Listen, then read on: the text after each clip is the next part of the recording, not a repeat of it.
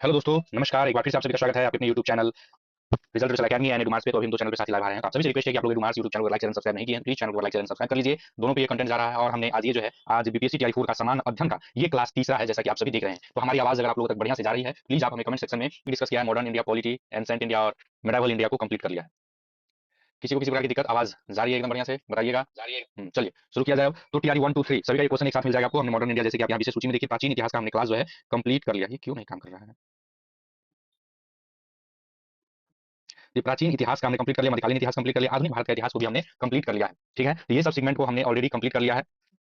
ठीक है, आधुनिक भारत का इतिहास जो है पूरा ही कंप्लीट किया जा चुका है। आइए अब देखते हैं भारत के भूगोल को। पेज नंबर 31 से 35 सीधे चलते हैं हम। और देखिए, जो लोग अभी जुड़े हैं आज नए सेशन में, जो बच्चे जुड़े हैं उन लोगों को बता दूं कि अभी जो है ये हम डिस्कस करने वाले हैं। इसमें देख लीजिए 69 बीपीएससी का क्वेश्चन है, साथ ही टीआरई 1 का क्लास 1 टू 5 11 12 और 9 10 का, टीआरई 2 का 1 2 से 1 टू 5 6 टू 8 11 12 9 10 सारा क्वेश्चन, इतना टोटल 1310 क्वेश्चन है। टीआरई 3 तक का क्वेश्चन है और एग्जाम टीआरई 3 जो हुआ था उसका भी क्वेश्चन है इसमें। ठीक है, तो चलिए सभी से आप सभी से एक बार फिर से रिक्वेस्ट है, हम लोग चैनल को लाइक शेयर एंड सब्सक्राइब जरूर कर लीजिए। बीपीएससी टीआरई 4 की तैयारी कर रहे हैं तो। और इसमें 1310 इसमें हिस्ट्री सेगमेंट को हमने कर लिया, समान अध्ययन इतिहास ये जो सेगमेंट है इसको हम पहले ही दिन कंप्लीट कर लिए थे। अभी सीधा चलते हैं टीआरई 3 1 टू 5 री एग्जाम और बीपीएससी टीआरई 2 में ये क्वेश्चन सेम रिपीट किया गया था। तो इसलिए मैं बार बार बोलता हूं कि आपको जो है रिपीटेड क्वेश्चन पीवाईक्यू करना बहुत जरूरी है। पीवाईक्यू करना बहुत जरूरी है क्योंकि एग्जाम में क्वेश्चन पूछे जाते हैं, रिपीट किए जाते हैं।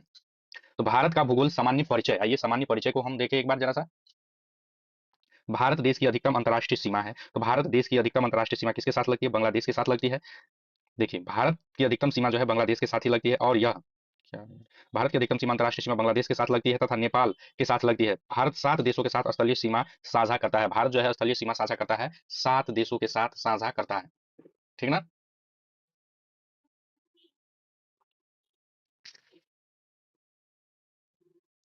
नेक्स्ट आइए देखिए। तो ये बांग्लादेश 4096 किलोमीटर, डाटा याद रखिएगा 4096 किलोमीटर। ठीक है, दूसरा क्वेश्चन है कि किस रेखांश पर भारतीय मानक समय अपनाया जाता है? तो किस रेखांश पर भारतीय मानक समय अपनाया जाता है? Brother, how much is this pen? ये पेन ब्रो ये मात्र 150 रुपया का है। ठीक ना? किस रेखांश पर भारतीय मानक समय अपनाया जाता है? तो ऑप्शन बी इसका सही उत्तर हो जाएगा 82 डिग्री, 82 मिनट 5 डिग्री ईस्ट से 82 डिग्री, मतलब ये ऑप्शन बी इसका सही उत्तर है। ओनली 82 डिग्री 5 मिनट पूर्व। ठीक है, 82 डिग्री 5 मिनट पूर्व। जितेंद्र जी बी बिल्कुल सही है ब्रो। लिंक फिगर बिल्कुल लिंक आपको दे देंगे। अनीस ब्लॉग जी, आप जाके जो है अमेजोन से भी खरीद सकते हैं। ठीक है, अमेजोन पे मारेंगे आप लिंक तो ये मिल जाएगा अमेजोन बेसिक्स का। मैं प्रचार तो नहीं कर रहा हूँ, जैसे कि आपको दिख रहा होगा अमेजोन बेसिक्स। ठीक है, आपको मिल जाएगा, मैंने ऑफर में लिया था। नेक्स्ट है बी नंबर है, भारतीय मानक समय के रूपरेखा, सॉरी भारतीय मानक समय के रूप में 82 डिग्री 5 डिग्री पूर्वी देशांतर रेखांश को अपनाया गया। यह 5 राज्य उत्तर प्रदेश, मध्य प्रदेश, छत्तीसगढ़, उड़ीसा एवं आंध्र प्रदेश से होकर गुजरती है। ज्ञातव्य है कि भारतीय मानक समय ग्रीनविच समय से 5.5 घंटा आगे है। तो यह टाइम भी अगर आपसे पूछे 5.5 घंटा नहीं, 82 डिग्री है। जितेंद्र कुमार जी 82 डिग्री है। ठीक है, 82 डिग्री है। नेक्स्ट आइए देखिए, तीसरा नंबर क्वेश्चन है कि भारतीय उपमहाद्वीप, क्या है भैया एक मिनट। हम्म, भारतीय उपमहाद्वीप पूर्व में मूलतः एक भाग था। तो भारतीय उपमहाद्वीप जो ऑप्शन बी इसका सही है, गोंडवाना लैंड का, गोंडवाना लैंड का एक भाग था। Please post 82 degree 5 minute once. अच्छा, फिर से एक बार बताएं। ठीक है ब्रदर जितेंद्र कुमार जी, बिल्कुल एक बार फिर से हम बताते हैं। देखिए, बोल रहा है क्वेश्चन क्या है कि किस रेखांश पर भारतीय मानक समय अपनाया जाता है? The Indian standard time is taken which longitude? तो 82 डिग्री 5 मिनट पूर्व, 82 डिग्री 5 मिनट पूर्व पे ये भारतीय मानक समय अपनाया जाता है। और यह 5.5 घंटा आगे है ग्रीनविच से। और यह देखिए, भारतीय मानक समय 82 डिग्री 5 मिनट पूर्वी देशांतर रेखांश पर अपनाया गया है। यह 5 राज्यों से गुजरता है। अगर 5 राज्य का नाम पूछे आपसे तो आप बताएंगे यह 5 राज्य हैं उत्तर प्रदेश, मध्य प्रदेश, छत्तीसगढ़, उड़ीसा एवं आंध्र प्रदेश से होकर गुजरती है और ग्रीनविच से 5.5 घंटा आगे है। गूगल करिएगा। अच्छा ठीक है, गूगल अभी हम नहीं करेंगे, आप करके एक बार बता दीजिए कमेंट में। ठीक है, गूगल करके एक बार आप चेक करके बता दीजिए हमें। अभी मैं यहाँ पढ़ाई छोड़ के मैं वही गूगल नहीं करूंगा। मैं आप एक बार बता दीजिए, मैं करेक्ट करवा दूंगा। ठीक है, 2 3 बार वेरीफाई सोर्स से भी देख लीजिएगा, मैं दावा नहीं कर रहा हूँ, आप एक बार चेक कर लीजिएगा। ठीक है, नेक्स्ट है, भारतीय उपमहाद्वीप पूर्व में मूलतः एक भाग था। तो गोंडवाना लैंड का था। ऑप्शन बी इसका सही उत्तर है। नेक्स्ट है देखिए, तो पूर्व में भारतीय उपमहाद्वीप प्रायद्वीप भारत गोंडवाना लैंड का भूभाग था। भूगर्भीय रूप से भारतीय उपमहाद्वीप उस भूभाग से संबंधित है जो क्रेटेशियस के दौरान सुपर कॉन्टिनेंट गोंडवाना लैंड से अलग होकर लगभग 55 मिलियन वर्ष पूर्व यूरेशिया से जुड़ा था। ठीक है, नेक्स्ट आइए देखिए, ये क्वेश्चन है बीपीएससी टीचर एग्जाम का क्वेश्चन है। क्वेश्चन क्या कह रहा है? दक्षिणी प्रायद्वीप उच्च भूमि डॉलर का भाग है। अनु द ji, good evening, good evening सभी को। तो दक्षिणी प्रायद्वीप उच्च भूमि का भाग है। तो ऑप्शन ए गोंडवाना लैंड का है। किसका है? गोंडवाना लैंड का है ये भाग। नेक्स्ट है, सूर्य से पृथ्वी कितनी दूरी पर है? तो सूर्य से जो है पृथ्वी कितनी दूरी पर है?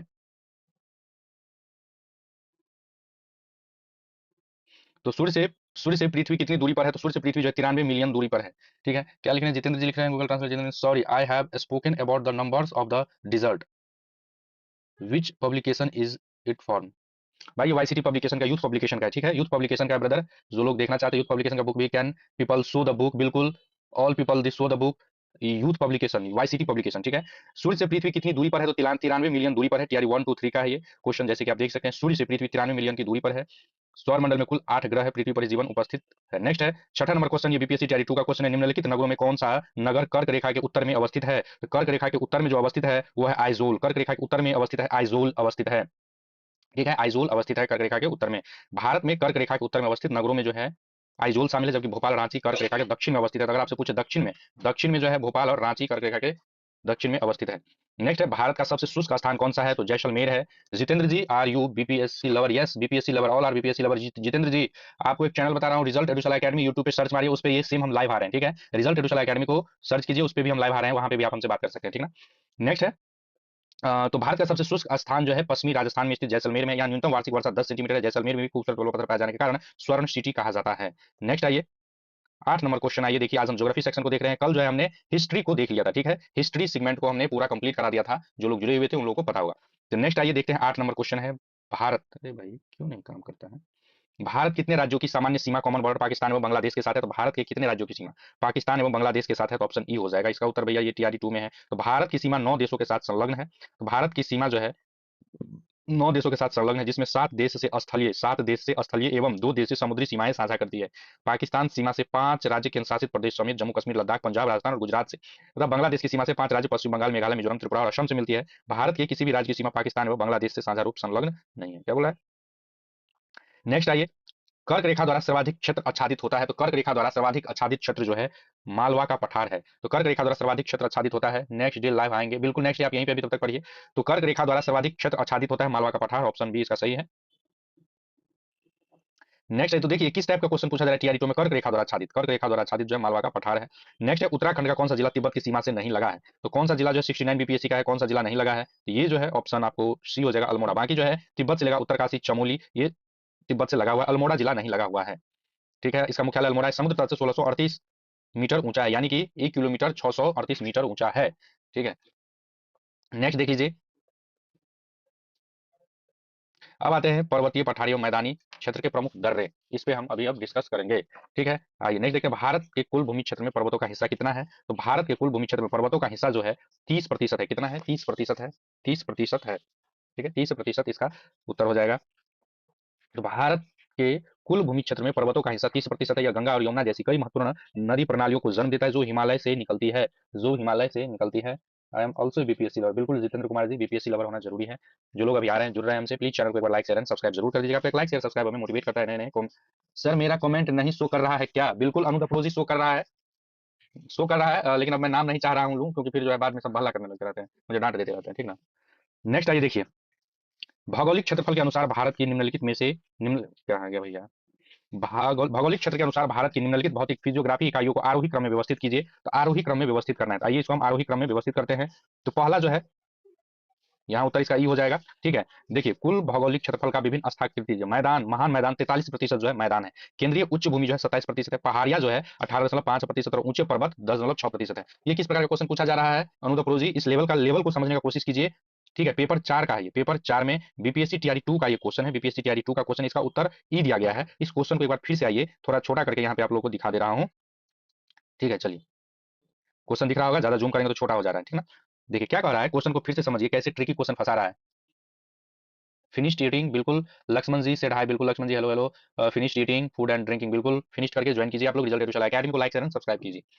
तो देखिए इसमें क्वेश्चन है, भौगोलिक क्षेत्रफल के अनुसार भारत की निम्नलिखित भौतिक फिजियोग्राफी इकाइयों को आरोही क्रम में व्यवस्थित करना है। आरोही क्रम में जो व्यवस्थित करने बोल रहा है, तो बोल रहा है भौतिक स्थिति, मतलब किसका जमीन, मतलब कितना प्रतिशत है मैदानी तट, कितना प्रतिशत है तटीय, ये सब तो फिजियोग्राफी भौतिक स्थिति बताना है। इसमें कौन ये पढ़ के याद रखता है कि उत्तरी पर्वत कितना है, तटीय मैदान कितना है? नहीं याद रहता है, ठीक है। और इसमें प्रतिशत भी, तो इसका उत्तर तो इसमें ई दे दिया गया है, ई है इनमें से कोई नहीं। तो इसको समझिएगा थोड़ा, ट्रिकी एग्जाम में जो है एकदम हड़बड़ा के कुछ नहीं मार देना है, थोड़ा दिमाग में लगेगा, ई भी उत्तर हो सकता है। तो महान मैदान हो सकता है, अगर इस बार रिपीट कर दे तो इस बार पढ़ के जाइएगा, टिक मारिएगा। तो महान मैदान जो है 43.2% है। केंद्रीय उच्च भूमि 27% है। पहाड़ियां जो है 18% है। ऊंचे पर्वत 10.6% है। नेक्स्ट है 14 नंबर क्वेश्चन। 14 नंबर क्वेश्चन क्या कह रहा है कि केंद्रीय उच्च भूमि के संबंध में निम्नलिखित कथनों में से कौन सा सही है? ये टीआरई 3 का है, 6 to 8 का जो एग्जाम कैंसिल हुआ था। तो केंद्रीय उच्च भूमि के संबंध में निम्नलिखित कथनों में से कौन सा सही है? इसका पश्चिमी पठार मालवा का पठार है, ऑप्शन ए, ऑप्शन बी है या दक्कन का पठार है, ऑप्शन सी है या अरावली से घिरा है, ऑप्शन डी है उपयुक्त में से कोई नहीं और एक से अधिक। तो आइए 14 का इसका उत्तर देखते हैं, बिल्कुल देखते हैं क्या है। What did you eat today? No no bro, I am not eat today, I am very hungry. ए भाई हमरा इंग्लिश आबो ना, तू इंग्लिश में जब लिखत हवे ठीक ना, हमर नाम न पढ़ल आबो, अंग्रेजी अंग्रेजी हमरा न होते आबो, जो अंग्रेजी तू सब लिखबो। देखिए तो ऑप्शन डी इसका सही है, केंद्रीय उच्च भूमि अरावली श्रेणी से घिरा हुआ है तथा इसका पश्चिमी भाग मालवा का पठार है। अरावली श्रेणी पालनपुर गुजरात राजस्थान से होकर दिल्ली से लगभग 800 किलोमीटर लंबी कैम्ब्रियन युग की पर्वत श्रृंखला है। तो एक बात आप याद रख लीजिए, इस क्वेश्चन से जो है, इस क्वेश्चन से अगर आपसे पूछे कि अरावली इस बार चर्चा में था, तो अरावली श्रेणी पालनपुर गुजरात से राजस्थान से होकर दिल्ली तक जाती है। तो आप मैप अगर भारत का आपको बनाने मतलब थोड़ा भी दिमाग में याद होगा, गुजरात यहाँ पे आ रहा है ठीक है, यहाँ से लेकर दिल्ली यहाँ पे आ रहा है, जब आप मैप में देखेंगे यहाँ से 800 किलोमीटर है ठीक है, तो गुजरात का पालनपुर से राजस्थान होकर दिल्ली तक लगभग 800 किलोमीटर का दूरी तय करता है। ये इसका 800 किलोमीटर याद रखिएगा, 800 किलोमीटर। दूसरा पालनपुर से लेके दिल्ली तक, और उसके बाद ये कब का चट्टान है, करंट अफेयर का क्वेश्चन जो आप लोग कहते हैं करंट अफेयर बनता है, ये जो करंट अफेयर है ये कैम्ब्रियन युग की चट्टान मतलब लंबी पर्वत श्रृंखला है। कैम्ब्रियन युग की जो अरावली जो है कैम्ब्रियन युग की पर्वत श्रृंखला है। मालवा पठार के अधिकतर भागों को केंद्रीय उच्च भूमि की संज्ञा दी गई है। अगर आपसे पूछे कैम्ब्रियन, गिरी जी बहुत शानदार जवाब दे रहे हैं अनुदप्रो जी और गिरी जी, ठीक है। तो इसमें आप लोग अरावली श्रृंखला जो है कैम्ब्रियन युग की पर्वत श्रृंखला है, इसको याद रख लेना, 800 किलोमीटर इसका जो है। नेक्स्ट आते हैं 15 नंबर क्वेश्चन, भारत की सबसे ऊंची पर्वत श्रेणी कहते हैं तो K2 को कहते हैं। अगर भारत के बारे में पूछे तो K2 आएगा, ठीक है। K2 का मतलब क्या हो जाता है, भारत का सर्वोच्च पर्वत श्रेणी गॉडविन ऑस्टिन K2 है। और यह कहाँ स्थित है, यह भी पूछा जाता है, K2 कहाँ स्थित है, यह काराकोरम श्रेणी में स्थित है। इस शिखर की ऊंचाई कितना है, यह याद रख लीजिए 8611 मीटर। तो गॉडविन ऑस्टिन K2 का जो ऊंचाई है वो है 8611 मीटर। जबकि भारत में स्थित हिमालय की सर्वोच्च चोटी कंचनजंगा है। तो हिमालय की सर्वोच्च ऊंची चोटी कंचनजंगा है। सिक्किम के उत्तर पश्चिमी भाग में नेपाल और भारत की सीमा पर स्थित कंचनजंगा दुनिया की तीसरी सबसे बड़ी ऊंची पर्वत चोटी है, 8586 मीटर यानी। चलिए नेक्स्ट है 16 नंबर क्वेश्चन देख रहे हैं। 16 नंबर है, भारत के पूर्वी घाट की सबसे ऊंची चोटी कौन सी है। तो भारत के पूर्वी घाट की अगर आप मैप बनाना ये ऐसे करके, थोड़ा भी बहुत मुझे तो नहीं आता है, I am trying to draw a map. तो पूर्वी भाग बोल रहा है, तो पूर्वी घाट की बोल रहा है, पूर्वी घाट की, ठीक है। ये पश्चिमी घाट हो गया, ये पूर्वी घाट हो गया, इसको पूर्वी घाट बोलते हैं। तो पूर्वी घाट की जो है, ये भारत मैप में देख लीजिए, पूर्वी घाट की सबसे ऊंची चोटी कौन सा हो जाएगा, कंचनजंगा कहाँ है, कंचनजंगा इधर है, पूर्वी घाट में होगा नहीं, ये होगा नहीं। अब आता है अनाईमुड़ी और महेंद्रगिरी, तो इसका उत्तर हो जाएगा महेंद्रगिरी। पूर्वी घाट की जो है, दिए गए विकल्पों में पूर्वी घाट की सबसे ऊंची चोटी जो है महेंद्रगिरी है। यह चोटी उड़ीसा के गजपति जिले में अवस्थित है। इसकी ऊंचाई 1501 मीटर है। जबकि संपूर्ण पूर्वी घाट में सबसे ऊंची चोटी जिदांगिरा है, आंध्र प्रदेश के विशाखापट्टनम में अवस्थित। इस पर्वत की ऊंचाई 1690 मीटर है। इसे सितंबा कोंडा और आरामो कोंडा के भी नाम से जाना जाता है। अगर संपूर्ण पूर्वी घाट का पूछे तब हो जाएगा कौन सा, जिंदांगिरा। लेकिन पूर्वी घाट की सबसे ऊंची चोटी पूछे तो पूर्वी घाट जो है, हम्म, तो महेंद्र क्या सबसे ऊंची चोटी महेंद्रगिरी है। नेक्स्ट है 17 नंबर क्वेश्चन। 17 नंबर क्वेश्चन आइए देखिए, I knew all about but I am forgetting it now. Okay Jitendra ji कोई बात नहीं, अगर फॉरगेटिंग कर जा रहे हैं तो इसे रिमेंबर बार बार रिपीटेड में देखिए। और रिजल्ट एडुसल अकेडमी पे जो है, रिजल्ट एडुसल अकेडमी यूट्यूब चैनल पे, ठीक है। मॉडर्न इंडिया का हमने कंप्लीट करा दिया है पूरा, मॉडर्न एनिसेंट और मेडाइवल इंडिया का पूरा कंप्लीट करा दिया है इसी बुक का। तो आज उसी का अगला क्रम है और ये अभी ज्योग्राफी हम डिस्कस कर रहे हैं। शहबाज जी गुड मॉर्निंग, गिरी जी, अनुदप्रो, सभी को बहुत बहुत, सभी लोग वीडियो लाइक कर दीजिएगा आप लोग, ठीक है। वीडियो लाइक कर दीजिएगा, वीडियो लाइक नहीं है, जितने लोग देख रहे हैं वीडियो लाइक कर दीजिए। आइए देखिए यहाँ पे जो है, इसका निम्नलिखित श्रेणियों को उत्तर से दक्षिण के क्रम में व्यवस्थित कीजिए, उत्तर से दक्षिण की ओर। यहाँ पे देख लीजिए तो उत्तर से, तो भारत का मैप को अगर हम ऐसे करके बनाते हैं, तो यहाँ पे ये मैप हो गया, ठीक है। ये उत्तर हो गया, और किधर बोला निम्नलिखित उत्तर से दक्षिण की ओर, तो ये उत्तर है। नीचे उत्तर से दक्षिण मतलब ऊपर से नीचे की ओर व्यवस्थित करना है, ऊपर से नीचे की ओर। तो काला जार करके हम एक बार ट्रिक बताए थे बहुत पहले ही। तो पहले काराकोरम आ जाएगा, काला, एक मिनट रुक जाइए, एक नंबर में जो है काराकोरम आ जाएगा, काला जार, पीर पंजाल, काला जा रो, जास्कर। तो देखिए नीचे देखिए खुद का प्रयोग करके सही उत्तर, इसमें आप देखिए कि ऑप्शन बी इसका सही उत्तर है, काला जार। देखिए उत्तर से दक्षिण की ओर अगर बोले आपको, उत्तर से दक्षिण की ओर, तो काराकोरम, लद्दाख, जास्कर, पीर पंजाल, काला जार। यहाँ पे मैं लिख दे रहा हूँ काला जार, ठीक है। काला जार, क से काराकोरम, लौ से लद्दाख, जौ से जास्कर और रौ से पीर पंजाल। तो ये उत्तर से दक्षिण की ओर, उत्तर से यानी ऊपर से नीचे की ओर ये जो क्रम है, यानी कि ऐसे ये क्रम उत्तर से दक्षिण की ओर हो जाएगा, ठीक है ना। तो ये पर्वत श्रृंखला, इसको याद रखिएगा, ये ट्रिक है। ऑप्शन दिख रहा है सर जी, ठीक है, ऑप्शन जो है दिख रहा है, ऑप्शन को जो है हटा दिया जाएगा। बीपीएससी सीएस क्लास आप सभी का स्वागत है। कोशिश करते ऑप्शन ना दिखे शहबाज बाबू। चलिए बनाइए, ये इसमें ऑप्शन नहीं दिख रहा है। चलिए बीपीएससी टीआरई 1 to 5 एग्जाम का क्वेश्चन है, निम्नलिखित में से दक्षिण से उत्तर की ओर हिमालय पर्वतमालों का सही क्रम कौन सा है। तो अगर हिमालय पर्वत, दो यहाँ सबसे पहले आपको दिशा ज्ञात कर लेना है। दक्षिण से उत्तर की ओर बोल रहा है तो ये टॉप टू बॉटम बोल रहा है, ठीक है। नीचे से ऊपर की ओर दक्षिण, तो यहाँ पे उत्तर हो जाता है ऊपर और यहाँ पे दक्षिण, तो नीचे से ऊपर की ओर पर्वत श्रृंखला। तो काला जार का अपोजिट कर दीजिए, यहाँ पे सबसे पहले याद रख लीजिए काला जा रॉ। तो देखिए रॉ से क्या बताते हैं, पीर पंजाल, ऑप्शन बी यही सही हो जाएगा। फिर जौ से जास्कर आ गया, लौ से लद्दाख और क से काराकोरम, तो ऑप्शन बी होना चाहिए। इसका उत्तर देखते हैं, ऑप्शन बी इसका सही उत्तर है। तो अभी बताया, अगर आप एक बार दक्षिण से उत्तर और उत्तर से दक्षिण कोई भी एक याद कर लेते हैं तो आपको ये याद हो जाएगा, ठीक है, बहुत ही बढ़िया तरीका से। काराकोरम लद्दाख, ट्रिक काला जार वाला याद रखिएगा Anuga pro ji, BPSC CS class and Shahbaz ji, सभी लोग, शहबाज जी को पता होगा, बहुत पुराना ट्रिक है। कालाजार वाला। नेक्स्ट है मालनाड क्षेत्र का संबंध निम्नलिखित में से भारत के किस पठार से है? तो मालनाड क्षेत्र का संबंध जो है कर्नाटक के पठार से है, कर्नाटक के पठार से है। मालनाड क्षेत्र का संबंध भारत के कर्नाटक के पठार से है। यह पठार धारवाड़ पर्वतीय प्रणालियों की ज्वालामुखी चट्टानों और ग्रेट नाइट से मिलकर बना है। इस पठार का नामकरण करनाड है, जिसका अर्थ है काली मिट्टी की भूमि के नाम पर किया गया है। नेक्स्ट है 20 नंबर क्वेश्चन। 20 नंबर क्वेश्चन क्या कह रहा है? सतलुज और काली नदियों के बीच स्थित हिमालय भाग को निम्नलिखित में से जाना जाता है। तो ऑप्शन ए कुमाऊं हिमालय के नाम से जाना जाता है, कुमाऊं हिमालय के नाम से जाना जाता है।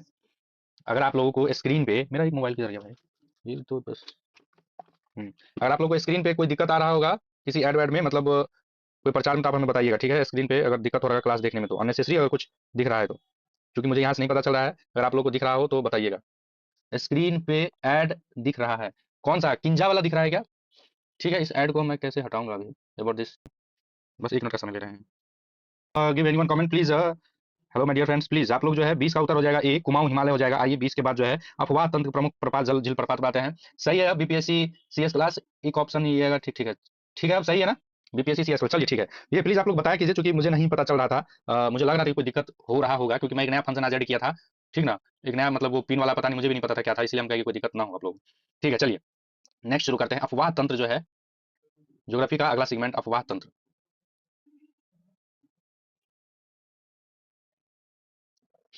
तो देखिए, किनारे से मिलने वाली सबसे बड़ी सहायक गंगा, क्या बोल रहा है कि गंगा नदी के दक्षिण किनारे से मिलने वाली सबसे बड़ी सहायक नदी कौन सी है? तो गंगा नदी के दक्षिण किनारे से मिलने वाली, हट ही नहीं रहा था। हाँ, या मैं आप में, बोले मैं आपने में कर रहा था, हट ही नहीं रहा था। अच्छा, नहीं हट रहा था तो अब हट गया है ना? वो पिन मैं कर दिया था, मुझे भी नहीं पता था नया फंक्शन मतलब कि क्या है ये, आज देखते हैं। उसमें हमने आज वो पिन करके देख कर दिया था, इसीलिए पिन यहाँ से मैंने अभी जो है स्टूडियो में जाकर उसको रिमूव कर दिया, तो अभी ठीक है वो। ठीक है, चलिए तो नेक्स्ट जो है अफवाह तंत्र का, तो गंगा नदी के दक्षिण किनारे से मिलने वाली सबसे बड़ी सहायक नदी कौन सी है? तो सबसे बड़ी सहायक नदी है सोन नदी, जो है सबसे बड़ी सहायक नदी है। सोन का उत्पत्ति स्थान आप लोग बताइएगा, सोन का उत्पत्ति स्थान बताइएगा।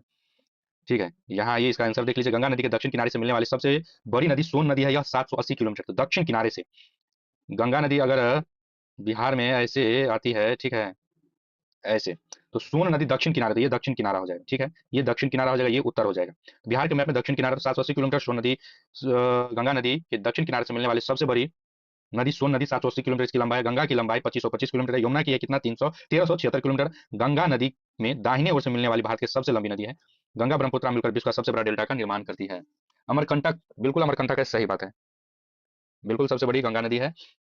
नेक्स्ट आइए देखिए, शांत वैली जो है, शांत घाटी, साइलेंट वैली किस राज्य में अवस्थित है? साइलेंट वैली किस राज्य में अवस्थित है? तो ऑप्शन सी इसका हो जाएगा, केरल राज्य में साइलेंट वैली, शांत वैली अवस्थित है। शांत वैली कहाँ है? केरल में है। तो जितेंद्र कुमार जी, जो भी लोग अभी जुड़े हुए हैं हमसे एडुमार्स पे और रिजल्ट एडुसल अकेडमी पे, तो प्लीज सभी लोग चैनल को लाइक शेयर एंड सब्सक्राइब कर दीजिएगा। आप सभी का कमेंट दिख रहा है हमें, नाम मैं अब नहीं लूंगा किसी का भी, ठीक है? चलिए नेक्स्ट क्वेश्चन बनाइए। 23 नंबर क्वेश्चन, कारगिल किस नदी के किनारे पर स्थित है? बीपीएससी टीआरई 1 to 5 री एग्जाम में क्वेश्चन पूछा गया था। कारगिल किस नदी किनारे पर स्थित है? कारगिल किस नदी किनारे पर? तो शुरू नदी पर है। किस पे है? शुरू नदी पे है, ऑप्शन ए। कारगिल शुरू नदी के किनारे स्थित है। शुरू नदी सिंधु की सहायक नदी है। तो शुरू नदी, कारगिल लड़ाई शुरू हुआ था कब, बताइए? कारगिल लड़ाई कब शुरू हुआ था, इसी बताइए तो। कारगिल लड़ाई, तो शुरू नदी पे कारगिल लड़ाई कब शुरू हुआ था? तो याद रखिएगा, जब भी आपसे पूछे कारगिल नदी किस नदी पे है, तो कारगिल जो है, कारगिल किस जगह पे है, तो कारगिल किस नदी के किनारे पर स्थित, तो कारगिल युद्ध कब शुरू हुआ था? तो कारगिल शुरू हुआ था, याद रखिएगा, शुरू नदी पे। शुरू जहां दिख रहा है आंसर वही से श्योर है, बिल्कुल शुरू जहां दिखे वही आंसर श्योर है। चलिए नेक्स्ट है, बहुत बढ़िया ट्रिक है। 24 नंबर है कि किस नदी को किनारे को पश्चिम बंगाल सरकार टी पार्क के रूप में विकसित कर रही है? तो टी पार्क जो है, चाय पार्क, टी पार्क विकसित कर रही है, तो ऑप्शन ए हुगली को विकसित कर रही है, हुगली को। किस नदी के किनारे को पश्चिम बंगाल सरकार टी पार्क के रूप में विकसित कर रही है? तो हुगली नदी को विकसित कर रही है। जो लोग अभी जुड़ रहे हैं, आप सभी का जो है बहुत स्वागत है भाई। नेक्स्ट है बालटोर, देखिए इसका आंसर नहीं दिख रहा है। बालटोर हिमनद अवस्थित है कहाँ है? बालटोर हिमनद कहाँ अवस्थित है भाई? टीआरई 3 का ये क्वेश्चन पूछा गया 6 to 8 में। बालटोर नदी कहाँ स्थित है? बालटोर हिमनद की कहाँ अवस्थित है बताइए? पीर पंजाल, जासकर, काराकोरम, ऑप्शन डी कोई नहीं। तो पीर बालटोर हिमनद कहाँ स्थित है? तो बालटोर हिमनद जो है, ऑप्शन सी बालटोर हिमनद जो है काराकोरम श्रेणी में अवस्थित है। बाल्टोर जो है काराकोरम श्रेणी में अवस्थित है। एग्जाम में देखिए, बाल्टोर हिमानी पाक अधिकृत कश्मीर के गिलगित बल्तिस्तान क्षेत्र काराकोरम पर्वतमाला में है। काराकोरम पर्वतमाला में, बिल्कुल सही शहबाज जी, काराकोरम, काराकोरम पर्वतमाला में है। और यह 63 किलोमीटर लंबाई में बाल्टोर हिमनद ध्रुवीय क्षेत्रों के बाहर सबसे बड़ी हिमनदों में से एक है। यह काराकोरम पर्वत श्रृंखला के हिस्से से होकर गुजरती है। काराकोरम एक विशाल पर्वत श्रृंखला जिसका विस्तार पाकिस्तान और भारत के क्रमशः गिलगित बल्तिस्तान, लद्दाख और सिंजान क्षेत्र तक है। अगला है सोन नदी का उत्पत्ति स्थल कहाँ है बताइए? सोन नदी का उत्पत्ति स्थल कहाँ है? अमरकंटक में। कहाँ स्थित है ये? तो मैकाले श्रेणी में स्थित है। तो आप लोग मैकाले श्रेणी में स्थित है, इसको भी याद रख लीजिएगा, मैकाले श्रेणी में स्थित है, इसको भी याद रख लेना है। मैकाले श्रेणी में अमरकंटक सोन नदी का उत्पत्ति स्थल है, और ये दक्षिण की ओर से जो है गंगा नदी में मिलने वाली सबसे बड़ी सहायक नदी है, 780 किलोमीटर। यहाँ पे ये देख लीजिए, अमरकंटक के पवित्र शहर हुआ गंतव्य स्थल है जो मध्य प्रदेश के अनूपपुर जिले में। अमरकंटक कौन सा जिले में है? अनूपपुर जिले के मैकाले पर्वत श्रेणी पर स्थित है, जो विंध्याचल और सतपुड़ा संगम होता है। अमरकंटक समुद्र तल से 1067 मीटर पर है। यहाँ से नर्मदा व सोन नदी निकलती है। तो नर्मदा नदी का भी उद्गम स्थल जो है अमरकंटक ही है, या मैकाले श्रेणी से निकलती है। अमरकंटक और सोन नदी, सॉरी, नर्मदा नदी और सोन नदी का उत्पत्ति स्थल अमरकंटक है, मैकाले श्रेणी। ठीक है, यहाँ नर्मदा और सोन नदी से, और अमरकंटक का जो है समुद्र तल से 1067 मीटर पर सॉरी दोस्तों।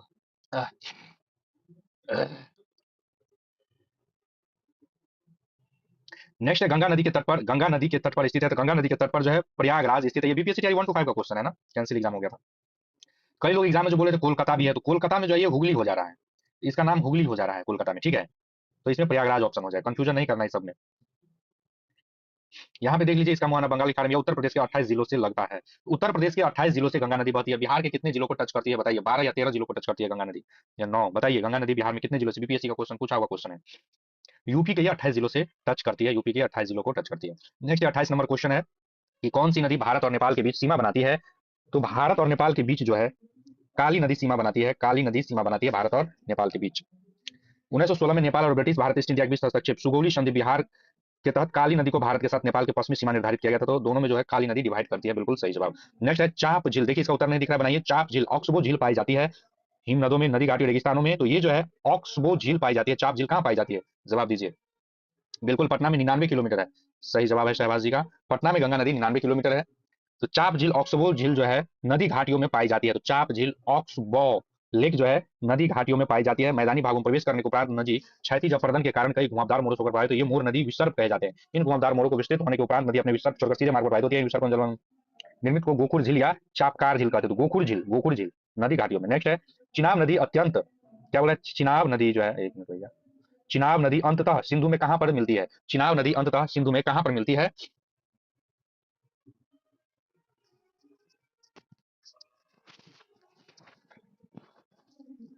चलिए, अभी जो जुड़े हैं अब्दुल जी जुड़े हैं, राहुल सिन्हा जी, तो चलिए आप सभी लोग वीडियो लाइक कर दीजिएगा एक बार आप लोग, ठीक है। और हमने पोल करवाया है, क्या बीपीएससी 72वीं बीपीएससी का क्लास देखना चाहते हैं पीवाईक्यू सीरीज, तो जल्दी पीवाईक्यू सीरीज जो है आप लोगों के लिए हम लाएंगे, ठीक ना। काकस जी भी आ गए हैं। तो चिनाब नदी अंततः सिंधु में कहां पर मिलती है? तो ये कहां पर मिलती है? ऑप्शन ए है मिथनकोट में। ऑप्शन ए है मिथनकोट, अनुदप्रो जी का जवाब है मिथनकोट। तो ऑप्शन ए है चिनाब नदी अंततः सिंधु नदी में कहां पर मिलती है? तो मिथनकोट में मिलती है। चिनाब नदी सिंधु की सबसे बड़ी सहायक नदी है। चिनाब नदी सिंधु की सबसे बड़ी सहायक नदी है। यह बारालोचा दर्रे के दोनों ओर से निकलती है। चंद्र और भागा नामक नदियों के तांडी में मिलने से बनती है। यह अखनूर जम्मू कश्मीर के निकट मैदान में प्रवेश करती है। यह मिथनकोट के पास सिंधु नदी में मिल जाती है। चिनाब नदी पर निर्मित महत्वपूर्ण जल परियोजनाएं बगलिहार, सलाल और दुलहस्ती है। ठीक है, दुलहस्ती है। नेक्स्ट आइए,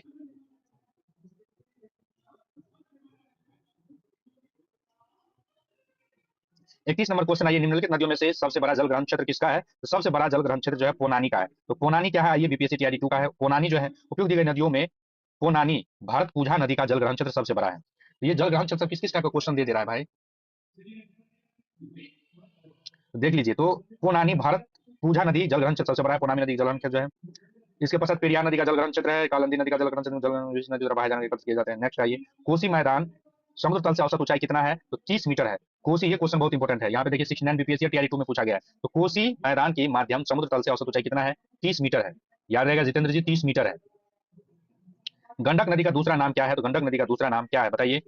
गंडक नदी का दूसरा नाम क्या है? बूढ़ी गंडक है, महानंदा है, नारायणी है, पुनपुन है। तो ये नहीं है, पुनपुन नहीं है, महानंदा भी नहीं है, ठीक ना।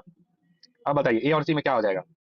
तो गंडक नदी का दूसरा नाम जो है बूढ़ी गंडक नहीं है, इसका नाम दूसरा नाम नारायणी है। इसका उद्गम नेपाल के सीमा के पास तिब्बत में समुद्र तल से 7620 मीटर की ऊंचाई से होता है। यह नदी नेपाल तथा भारत के उत्तरी भागों में बहने वाली महत्वपूर्ण नदी है। इसकी कुल लंबाई 630 किलोमीटर है, जिसमें से 185 किलोमीटर नेपाल में और 445 किलोमीटर भारत में विस्तृत है। तो गंडक नदी का लंबाई भारत में जो है 445 है, इस बात को याद रख लीजिएगा। और ये गंडक नदी बिहार में ही खत्म हो जाता है, ठीक है।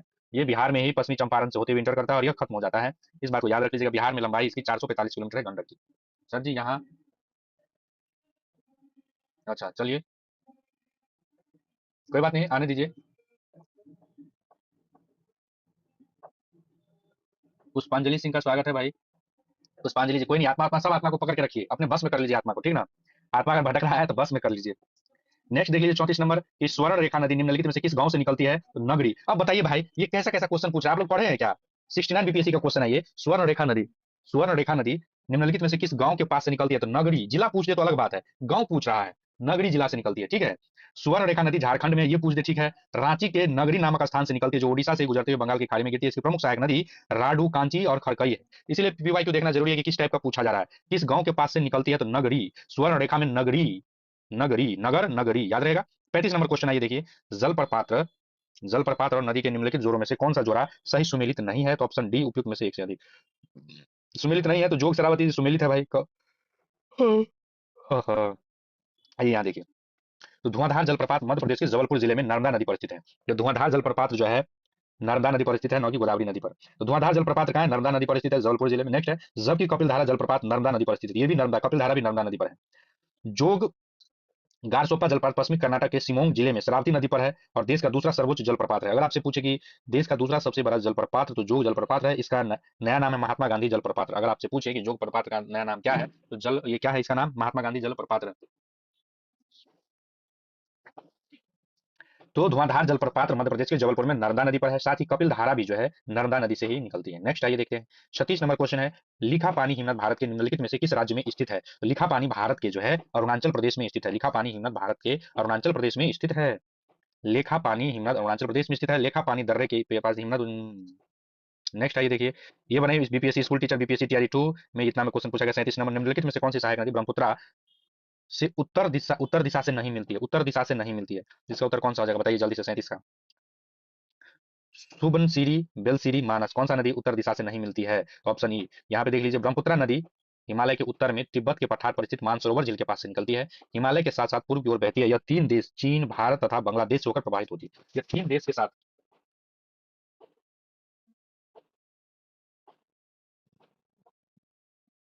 नेक्स्ट है गौतम अकेडमी जी, आपका भी स्वागत है भाई।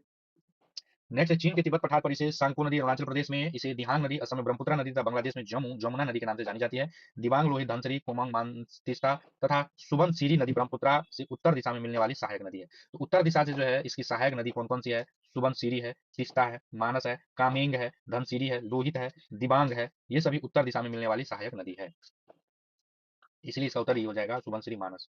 नेक्स्ट आइए, मानसून एवं वर्षा से क्वेश्चन संबंधित कौन सा है? तो मानसून एवं वर्षा से संबंधित बाढ़ को रोकने के लिए सबसे उत्तम विधि कौन सा है? तो बाढ़ को रोकने के लिए सबसे उत्तम विधि क्या हो जाएगा?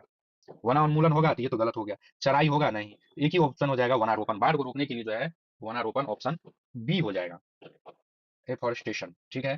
क्या है बाढ़ को रोकने की सबसे उत्तम विधि? चराई है, ग्रेजिंग। वही तो ऑप्शन ए इसका उत्तर गलत दिया, वनारोपण होगा, ठीक ना। देखिए बीपीएससी स्कूल टीचर में भी और टीआरई 3 में, तो बाढ़ रोकने के लिए सबसे उत्तम विधि जो है वनारोपण है, इसका वनारोपण है। इसका उत्तर उत्तर गलत दिया रहता है, उत्तर पे मत जाइएगा आप लोग। देखिए यहाँ पे ऑप्शन, यहाँ आंसर ए दे दिया है, यहाँ लिख दिया बाढ़ को रोकने के लिए उत्तम विधि वनारोपण, वृक्षारोपण है। वृक्ष अपनी जड़ों के माध्यम से बहुत सारा जल अवशोषित करने में सक्षम होता है, इस टाइप का।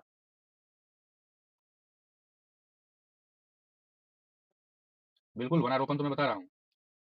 नेक्स्ट है 39 नंबर क्वेश्चन। 39 नंबर क्वेश्चन है, प्रति वर्ष जल उपलब्धता के आधार पर भारत का विश्व में कौन सा स्थान है? तो 133वां है। नेक्स्ट 40 नंबर क्वेश्चन है, निम्नलिखित में से कहाँ अक्टूबर और नवंबर के महीने में भारी वर्षा होती है? बताइए। गारो खासी और जयंता पहाड़ियों में, बिल्कुल सही, ऑप्शन ए इसका सही उत्तर है। गारो खासी जयंता पहाड़ियों में सबसे ज्यादा वर्षा होती है, ठीक है। सबसे ज्यादा वर्षा गारो खासी जयंती पहाड़ियों में होती है। ऑप्शन है कहाँ? कोरोमंडल तट पर। एक मिनट रुक जाइएगा भाई। अच्छा, अक्टूबर महीने में दिया है, अक्टूबर और नवंबर में है। तो मेघालय में गारो खासी जयंता पहाड़ी सबसे ज्यादा वर्षा यही होता है, चेरापूंजी में। लेकिन जो है ये अक्टूबर और नवंबर के महीने की बात हो रहा है, तो इसका हो जाएगा कोरोमंडल तट पर। कोरोमंडल तट पे होता है, ठीक है, सॉरी। तो अक्टूबर और नवंबर के महीनों में लौटते मानसून पवनों द्वारा बंगाल की खाड़ी से जलवाष्प ग्रहण करने के बाद तमिलनाडु के तटीय क्षेत्र कोरोमंडल तट में वर्षा होती है। जबकि उत्तर भारत में शीत ऋतु में होने वाली वर्षा पश्चिम विक्षोभ के कारण होती है, जो रबी फसल के लिए काफी फायदेमंद होती है। नेक्स्ट है कि शीत ऋतु में तमिलनाडु के तटीय क्षेत्रों में वर्षा होने का कारण क्या है? नेक्स्ट आइए, तो देखिए शीत ऋतु में तमिलनाडु के तटीय क्षेत्रों में वर्षा होने के कारण क्या है? तो लौटते हुए दक्षिणी पश्चिमी मानसून, दक्षिणी पश्चिमी मानसून। तो कब बोला है? शीत ऋतु में बोला है, ठंडा मतलब नवंबर दिसंबर में, ठीक है। तो लौटते हुए मानसून के कारण ही होता है, जो है तमिलनाडु में जो होता है वर्षा लौटते हुए मानसून के कारण ही होता है। नेक्स्ट आइए, 42 नंबर क्वेश्चन।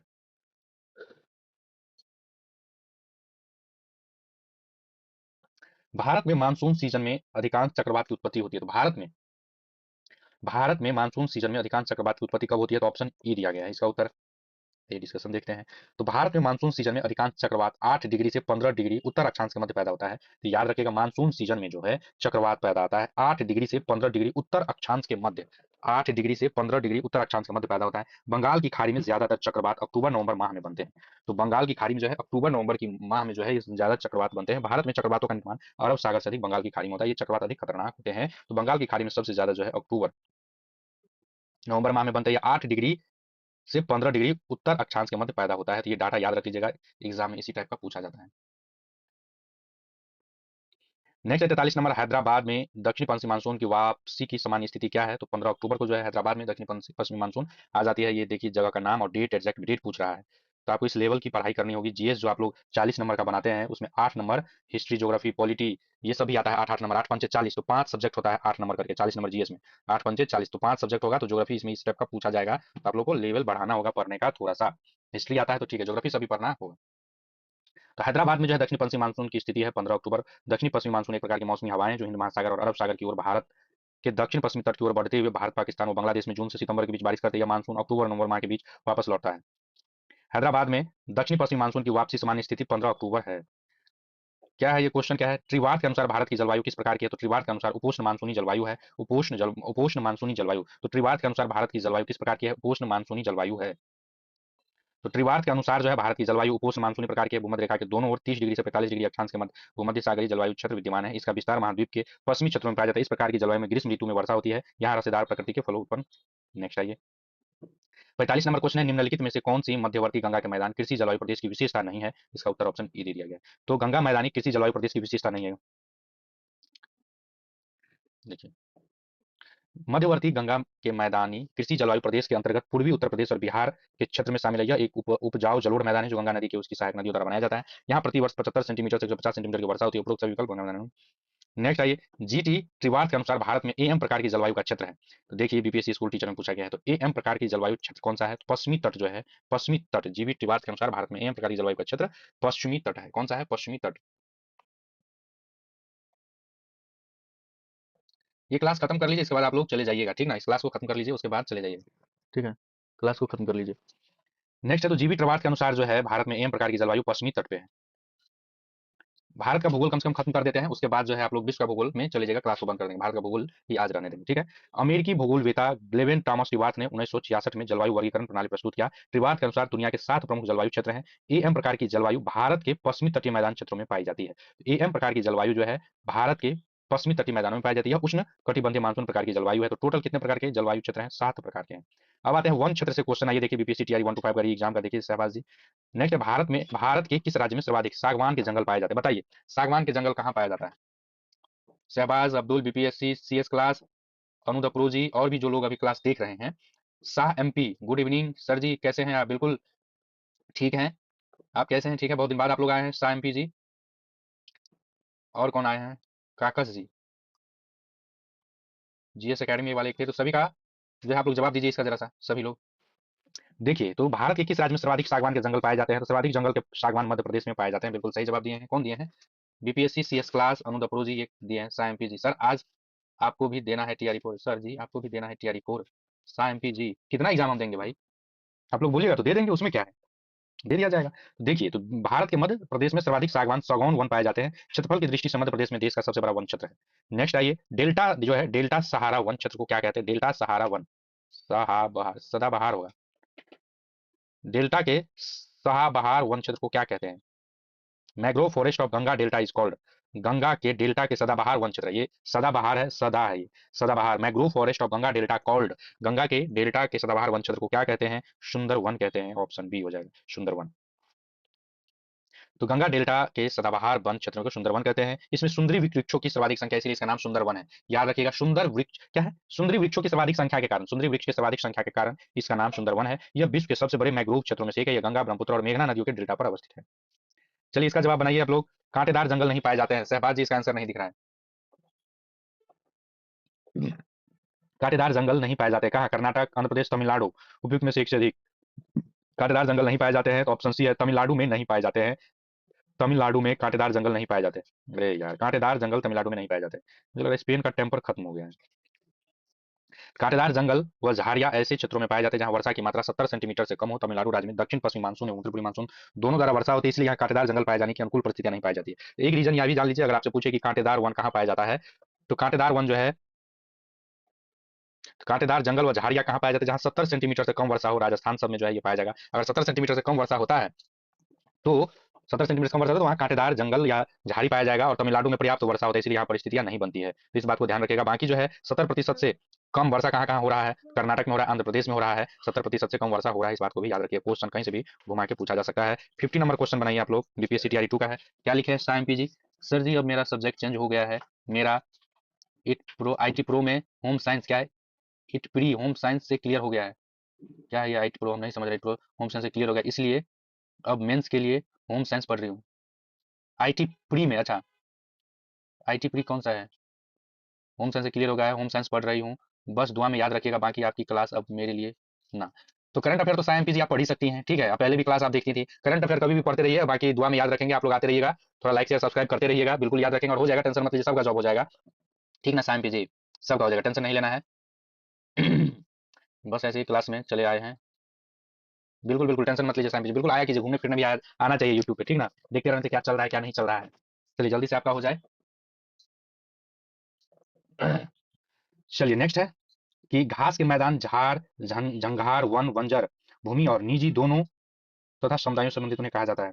क्या क्वेश्चन कह रहा है? घास के मैदान, झाड़, झंखार, वन, बंजर भूमि सरकार और निजी दोनों तथा समुदायों सभी से संबंधित है, उन्हें कहा जाता है, क्या कहा जाता है? तो अवर्गीकृत वन कहा जाता है, अनक्लासिफाइड फॉरेस्ट कहा जाता है। नेक्स्ट है घास के मैदान, झाड़, झंखार, वन, बंजर भूमि को अनधिकृत वन कहा जाता है। नेक्स्ट है 51 नंबर क्वेश्चन, भारत में उष्णकटिबंधीय वर्षा वन पाए जाते हैं। तो उष्ण कटिबंधीय वर्षा वन वाले क्षेत्र में पाए जाते हैं। ये वन भारत के पश्चिमी घाट, असम के ऊपरी हिस्से, तमिलनाडु तट, लक्षद्वीप एवं अंडमान निकोबार द्वीप समूह में पाए जाते हैं, ठीक ना। नेक्स्ट है 52 नंबर क्वेश्चन, भारत में 1952 की राष्ट्रीय वन नीति में उल्लेखित देश के कुल भौगोलिक क्षेत्र में वन क्षेत्र का वांछित प्रतिशत कितना होगा? गला फंस रहा है इतना। तो 33% हो जाएगा, ठीक है। वनस्पति प्रतिशत 33% है। भारत में 1952 की राष्ट्रीय वन नीति में उल्लेखित देश के कुल भौगोलिक क्षेत्रों में वन क्षेत्र का 33% होना चाहिए। स्वतंत्रता के बाद यह पहली राष्ट्रीय वन नीति थी। राष्ट्रीय वन, संरक्षित वन, गांव के जंगल और वृक्ष भूमि। आइए बातें हैं प्राकृतिक आपदाएं से। क्वेश्चन टीआरई 1 2 3 में क्या क्या पूछा गया, इसका जवाब दीजिए सहवाज जी। 53 नंबर क्वेश्चन, निम्नलिखित क्षेत्रों में से कौन सा भूस्खलन प्रवृत्ति प्रोन नहीं है? ऑप्शन ए पश्चिमी घाटी, पूर्वी घाट, हिमालय क्षेत्र। तो कौन हो जाएगा इसका उत्तर? Option E. ऑप्शन ई इसका हो जाएगा, निम्नलिखित में से कौन सा भूस्खलन प्रोन नहीं है? भारत के भूस्खलन क्षेत्रों में हिमालय पर्वत के पश्चिमी व पूर्वी हिस्से, पश्चिमी घाट, नीलगिरी, पूर्वी घाट तथा विंध्याचल पर्वतमाला प्रमुख रूप से आता है। यह क्षेत्र भारत के 15% हिस्से को प्रभावित करता है। इसके अतिरिक्त सतपुरा, शिवालिका, मध्य भारत के पठार पर ज्यादा भूस्खलन घटनाएं देखी जाती है। कहाँ? सतपुरा, शिवालिका, मध्य भारत के पठार पर। 54 नंबर क्वेश्चन है, बनाइए इसको। निम्नलिखित में से भारत का कौन सा तट उष्ण उप क्या है, उष्ण कटिबंधीय चक्रवातों की सबसे अधिक प्रभावित है? तो भारत का कौन सा तट उष्ण उष्ण कटिबंधीय चक्रवातों से सबसे अधिक प्रभावित है? कोरोमंडल, ऑप्शन बी इसका बताए हैं। और कौन कौन जवाब दे रहे हैं? बिल्कुल डेंजरस तो हो रहा है। इसका उत्तर भी बिल्कुल सही जवाब दें सहवाज, कोरोमंडल तट। तो भारत का कौन सा तट उष्ण कटिबंधीय चक्रवातों से अधिक प्रभावित है? तो कोरोमंडल तट प्रभावित है। भारत के संपूर्ण तटीय क्षेत्र को उष्ण कटिबंधीय चक्रवात से प्रभावित हो। भारत का संपूर्ण तटीय क्षेत्र क्या हो जाएगा?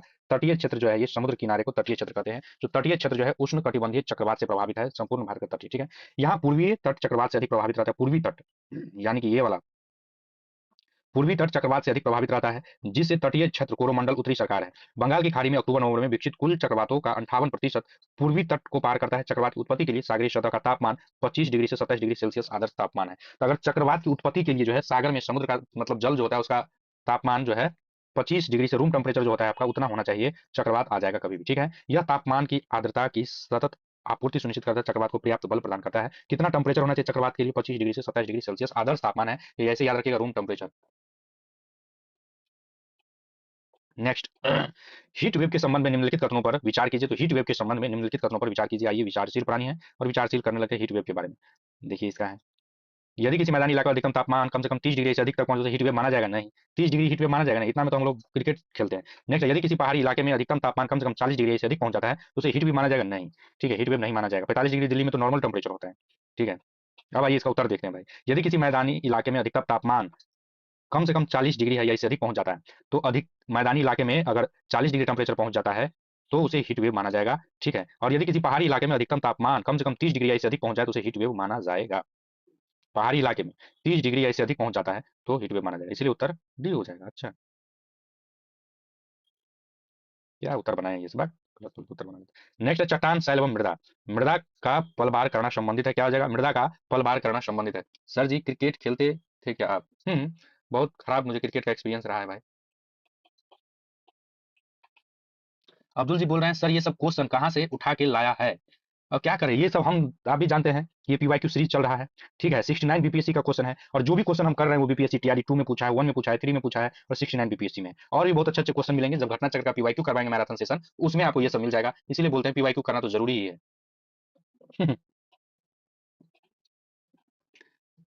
तो मृदा का पलवर करना संबंधित है, तो मृदा का mulching of the soil is associated with. Mulching कभी कभी आप लोग इंग्लिश में भी पढ़ लीजिएगा, mulching of the soil is associated with. TRE 1 to 5 का है। तो मल्चिंग जो है मृदा की नमी को बनाने के लिए रखा जाता है, ऑप्शन सी। मृदा की नमी को, conservation of the soil moisture को मल्चिंग कहते हैं। मृदा की नमी को बनाए रखना, ऑप्शन सी इसका सही उत्तर है। नेक्स्ट है, मैं वीडियो के लास्ट में बताऊंगा क्रिकेट मुझे क्यों नहीं पसंद है। ठीक है, नेक्स्ट है मृदा का पलवार मिल्चिंग का मुख्य उद्देश्य मृदा की नमी को बनाए रखना, याद रखिएगा। पलवार मिल्चिंग, मल्चिंग इसको बोलते हैं। एक ऐसी प्रक्रिया जिसमें मृदा को पत्तों, पुआल आदि से ढक दिया जाता है जो खेतों में नमी बरकरार रखती है। नेक्स्ट आइए, गंगा का मैदान किस प्रकार की मिट्टी से भरा हुआ है बताइए। टीआरई 2 का क्वेश्चन है। तो गंगा का मैदान जो है जलोढ़ मिट्टी से भरी हुई है, ऑप्शन सी। अब बताइए जलोढ़ मिट्टी में कौन कौन सा है? तो भारत का संपूर्ण उत्तरी मैदान जलोढ़ मिट्टी से बना हुआ है। इस मिट्टी में, जलोढ़ मिट्टी में पोटास है, चूना है और फास्फोरिक एसिड प्रचुर मात्रा में। जलोढ़ मिट्टी को मुख्यतः बांगर, पुरानी जलोढ़ या खादर नई जलोढ़ में वर्गीकृत किया गया है। नेक्स्ट आइए, क्वेश्चन है निम्नलिखित में से किस राज्य में काली मिट्टी पाई जाती है? काली मिट्टी जो पाई जाएगी बताइए किस राज्य में पाई जाएगी? काली मिट्टी, कपास होता है कहाँ? उत्तराखंड, कर्नाटक। बताइए इसका उत्तर क्या हो जाएगा? तो काली मिट्टी जो है पाई जाएगी भारत के, इसका उत्तर डी हो जाएगा, एक से अधिक हो जाएगा। काली मिट्टी महाराष्ट्र, कर्नाटक, गुजरात, मध्य प्रदेश, तमिलनाडु, आंध्र प्रदेश, राजस्थान आदि राज्यों में पाया जाता है। और काली मिट्टी को रेगुर मिट्टी भी कहते हैं।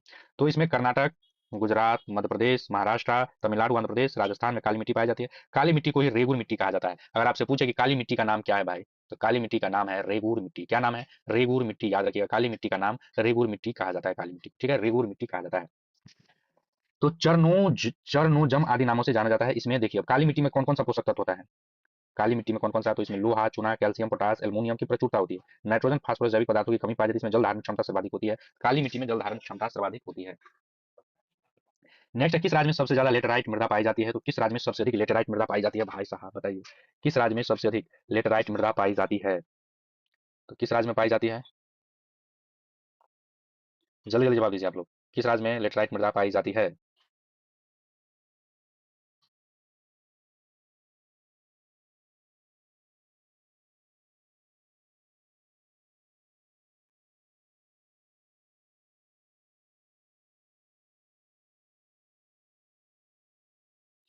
एक मिनट रुक जाइएगा भाई साहब।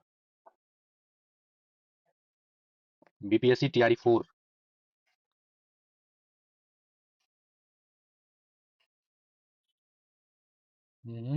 टकरो ए जान धमाका हमरे होई। चलिए, तो काली मिट्टी सबसे अधिक कहाँ पाई जाती है?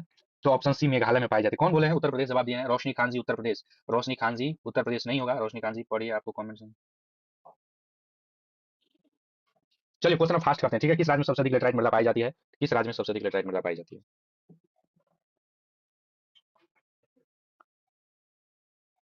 तो ये मेघालय में लेटराइट मृदा पाई जाती है सबसे अधिक।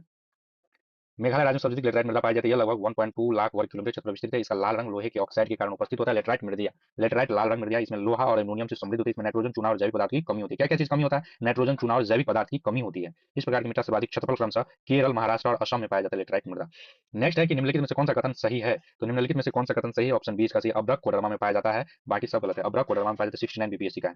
आइए इसको देखते हैं। भारत में अब्रक के कुल भंडार लगभग 99% जो है आंध्र प्रदेश, राजस्थान, उड़ीसा व महाराष्ट्र में स्थित है। अब्रक का सबसे अधिक भंडार आंध्र प्रदेश, राजस्थान, उड़ीसा और मध्य प्रदेश में। पूरे भारत का 99%। नेटवर्क क्यों ऐसे कर रहा है फ्लक्चुएट भाई?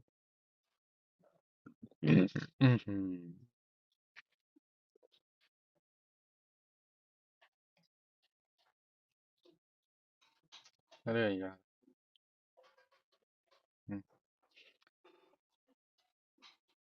इसलिए फ्लक्चुएट कर रहा है तब से नेटवर्क। चलिए, तो सबसे अधिक जो है, सबसे अधिक अब्रक कोडरमा में पाया जाता है। सबसे अधिक अब्रक कोडरमा में पाया जाता है। कथन सदैव पहले यह विश्व स्तर पर अब्रक के उत्पादन के लिए प्रसिद्ध था। कहाँ चला जाता है यार ये? यह विश्व स्तर पर अब नेक्स्ट क्यों ये बार बार लाइव डिस्कनेक्ट हो जा रहा है? रुक जाइएगा एक बार आप लोग। लाइव डिस्कनेक्ट क्यों हो रहा है? बस 1 मिनट रुक जाइएगा भाई।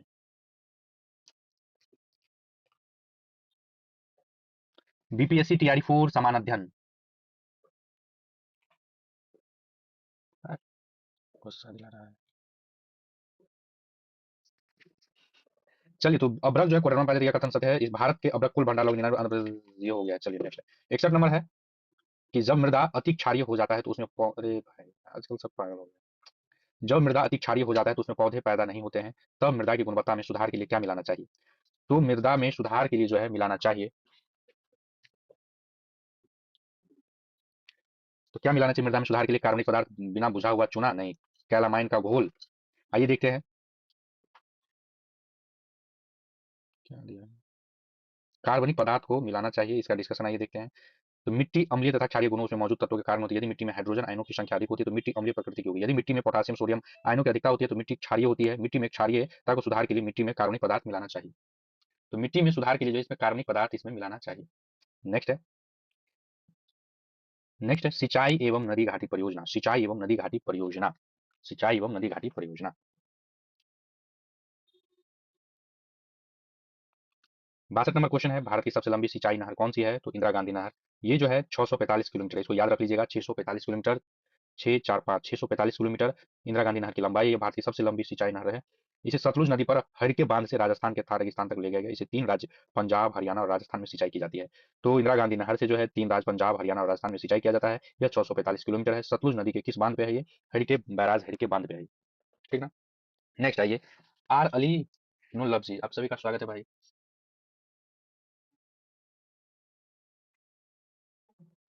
नेक्स्ट आइए। 63 नंबर है, निम्नलिखित में से कौन सी भारत की सबसे लंबी नहर कहलाती है? सबसे लंबी नहर इंदिरा गांधी नहर है। 645 किलोमीटर, 645 किलोमीटर इसकी लंबाई है। बीपीएससी टीआरई 125 में ये पूछा गया है। नेक्स्ट है, भारत में पानी का सर्वाधिक उपयोग किस प्रयोजन के लिए किया जाता है? तो सिंचाई के लिए किया जाता है। क्या आप लोग एनसीईआरटी का जो है, एनसीईआरटी और यहाँ का एनसीईआरटी नोट्स उसको आप लोग देखना चाहते हैं, पढ़ना चाहते हैं तो कल से जो है वो भी चलेगा। ठीक है, लाइव सेशन में जो एनसीईआरटी नोट्स सामान्य विज्ञान को कंप्लीट करवा देंगे, तो वो हर एक एग्जाम के लिए बहुत ही महत्वपूर्ण हो जाता है। ठीक है, तो नेक्स्ट है। तो नीति आयोग की इसमें तो आप लोगों को पता है सिंचाई के लिए सबसे अधिक टिहरी बांध परियोजना संबंधित है, बताइए। टिहरी बांध परियोजना। ऑप्शन ए नियतिवाद विचारधारा, संभाववादी विचारधारा, वैज्ञानिक नियतिवाद विचारधारा, ये सब पूछा जाता है। तो टिहरी बांध जो है संभाववादी विचारधारा से है, पॉसिबिलिज्म से संभाववादी विचारधारा से। आइए इसको जानते हैं, इस विचारधारा को एग्जाम में, हर एग्जाम में 1-2 क्वेश्चन इस टाइप का फंसा दिया जाता है। टिहरी बांध परियोजना संभववादी विचारधारा से संबंधित है। मानव भूगोल में संभववाद एक ऐसा संप्रदाय स्कूल के रूप में स्थापित हुआ है जिसकी विचारधारा और दर्शन इस बात पर समर्थित करते हैं कि औद्योगिक क्रांति के पश्चात मानव ने अपनी सृजन शक्ति से प्रकृति की गतिशील शक्तियों जैसे बहता जल, परिवहित मिट्टी, वनस्पति एवं अस्थायी शक्तियों, धरातल खनिज पदार्थों का अपने हित में तत्वों के गुणों के अनुसार उसका उपयोग करता रहा है। उत्तराखंड में टिहरी बांध भारत में भागीरथी पर सबसे बड़ा ऊंचा बांध है। तो पॉसिबिलिज्म जो है संभाववादी विचारधारा को समझ लीजिए। अब ये बहुत सारे एग्जाम में इस टाइप का क्वेश्चन जो है बकवास टाइप का क्वेश्चन करने लगा है, कौन सा विचारधारा है, कौन सा विचारधारा है। ठीक है। ए आर अली जी, आपका कमेंट शो कर रहा है, मैं पढ़ नहीं रहा हूँ। ठीक है। सभी का कमेंट शो हो रहा है। अनुदा प्रो, शहबाज, इसके बाद Roshni Khan ji, Ali, A R Ali, no love ji, सभी का कमेंट शो कर रहा है। नेक्स्ट 66 नंबर की, निम्नलिखित में से कौन सी पारंपरिक सिंचाई पद्धति नहीं है? तो ड्रिप प्रणाली पारंपरिक सिंचाई प्रणाली नहीं है। ड्रिप प्रणाली क्या हो जाता है, एक खेतों में जो है, अरे यार ये पेन का टेम्पर खत्म हो गया है। देखिए ड्रिप प्रणाली आप लोग जानते हैं खेतों में जो है राजस्थान मतलब राजस्थान में भी और पंजाब में अधिक प्रयोग होता है। ये ड्रिप प्रणाली, ये पाइप दे दिया जाता है और यहाँ यहाँ जो जगह जगह इसको छेद कर दिया जाता है। जहाँ पे ये ड्रॉप ड्रॉप पानी जाते रहता है खेतों में, जितना जरूरी होता है उतना ही ज्यादा पानी नहीं जाता है। ये बाद में आया उन्नत प्रसंस्करण के अंदर, इसीलिए ड्रिप प्रणाली जो है पारंपरिक सिंचाई प्रणाली नहीं है, ट्रेडिशनल मेथड नहीं। बाकी खंडक प्रणाली, खून की चैन प्रणाली, ये सब पुराना है। देखिए पारंपरिक सिंचाई विधियां, सिंचाई की प्रमुख पारंपरिक विधियां, आधुनिक विधियां कौन कौन सा है? एक ये छिड़काव सिंचाई प्रणाली, छिड़काव करके भी होता है। ड्रिप सिंचाई, आधुनिक सिंचाई, रहटन तथा मोट प्रणाली। ये रहट तथा मोट प्रणाली क्या है ये मुझे भी नहीं पता है। डेकली प्रणाली, चेन परंपरा प्रणाली, खंडक और पारंपरिक सिंचाई विधि, ये सब जो है। डेकली प्रणाली क्या है? सिंचाई का प्रणाली है। रहट तथा मोट प्रणाली जो है सिंचाई का ही प्रणाली है। इसको आप लोग याद रख लीजिएगा। डेकली, रहट तथा यूट्यूब पे वीडियो देख लीजिएगा किस टाइप का होता है, हमें भी इसका आइडिया नहीं। नेक्स्ट है 67 नंबर, दामोदर घाटी परियोजना किस राज्य में स्थित है? ये झारखंड और पश्चिम बंगाल में दामोदर नदी घाटी परियोजना स्थित है। दामोदर घाटी परियोजना जो है 1948 में दामोदर घाटी निगम डीवीसी की स्थापना की गई है। स्वतंत्र भारत की प्रथम बहुउद्देशीय परियोजना है। इस परियोजना से लाभान्वित होने वाले राज्य झारखंड, बिहार एवं पश्चिम बंगाल है। ठीक है। 68 नंबर है, 1954 में किन दो देशों के बीच कोसी सिंचाई एवं जल विद्युत परियोजना समझौता हस्ताक्षर हुआ था? 1954 में किन दो देशों के बीच कोसी सिंचाई एवं जल विद्युत परियोजना समझौता हुआ था, बताइए ऑप्शन। क्या बता रहा है? कोसी।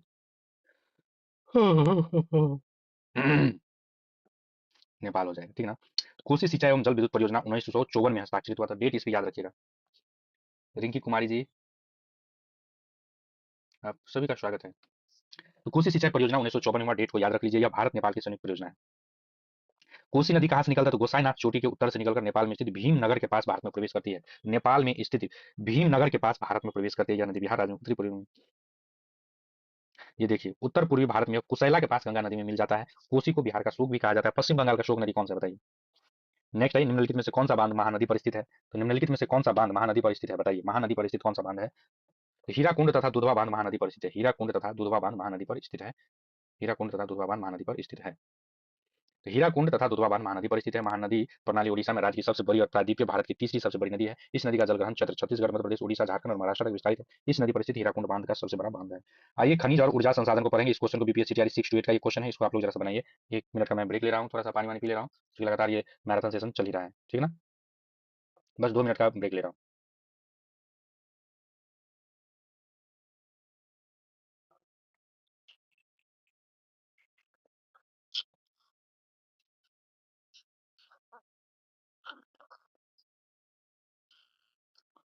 इलाका रही के करो ए जान, धमाका हमरे होई। समझ गए आप लोग?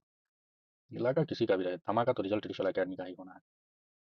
आप लोग भोजपुरी गाना का थोड़ा पॉजिटिव सेंस में भी लीजिए, ठीक है ना? बहुत अच्छा अच्छा गाना बजते रहता है, मेरा फेवरेट है भोजपुरी।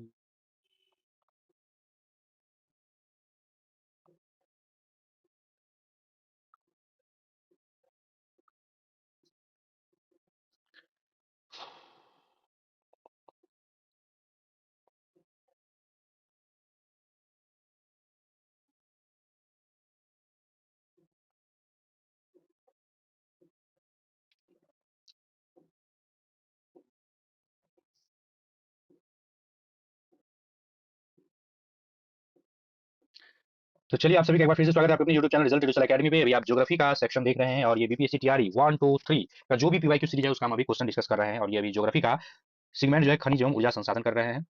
मैं आपको बता दूं, जो लोग अभी जुड़े हैं हमारे चैनल को, सबसे पहले लाइक शेयर एंड सब्सक्राइब जरूर कर दीजिए, वीडियो को लाइक जरूर कर दीजिए, कमेंट भी जरूर कीजिए, ठीक है? तो आप लोग को मैं बता दूं एक चीज जो बहुत ही जरूरी है, इंपॉर्टेंट ये है कि एडीओ के लिए भी जो है आपके साथ हम हमेशा जुड़े हुए हैं। एडीओ का प्रैक्टिस सेट बार बार अपलोड किया जा रहा है, आप लोग उसको देखिए जो लोग एडीओ की तैयारी कर रहे हैं। और साथ ही बीपीएससी टीआरई 4 के लिए जो है हम पीवाईक्यू सीरीज चला रहे हैं। और ये वाईसीटी पब्लिकेशन का टीआरई 1 2 3 का सारे का है। हमने हिस्ट्री का अभी तक कंप्लीट कर दिया है, हिस्ट्री का कंप्लीट कर दिया है। जो लोग नहीं देखे हैं तो हिस्ट्री का मैराथन जाके देखिए, पूरा ही ऑल हिस्ट्री कंप्लीट कर दिया गया, ठीक है?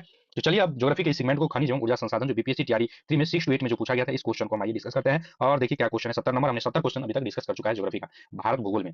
नेक्स्ट है, झारखंड का घाटशिला किस खनिज उत्पादन के लिए प्रसिद्ध है? तो झारखंड का घाटशिला जो है तांबा के लिए प्रसिद्ध है। झारखंड का घाटशिला जो है तांबा के लिए प्रसिद्ध है। तो झारखंड का घाटशिला पूर्वी सिंहभूम जिले में मौजूद घाटशिला एक छोटा सा शहर है जो अपनी खनिज संपदा तथा प्राकृतिक सौंदर्य के लिए प्रसिद्ध है। घाटशिला में यूरेनियम और तांबा जैसे खनिजों का बड़ा भंडार पाया जाता है। तो यूरेनियम और तांबा भी घाटशिला में मिलता है झारखंड में, इस बात को ध्यान रख लेना है, ठीक है मित्र?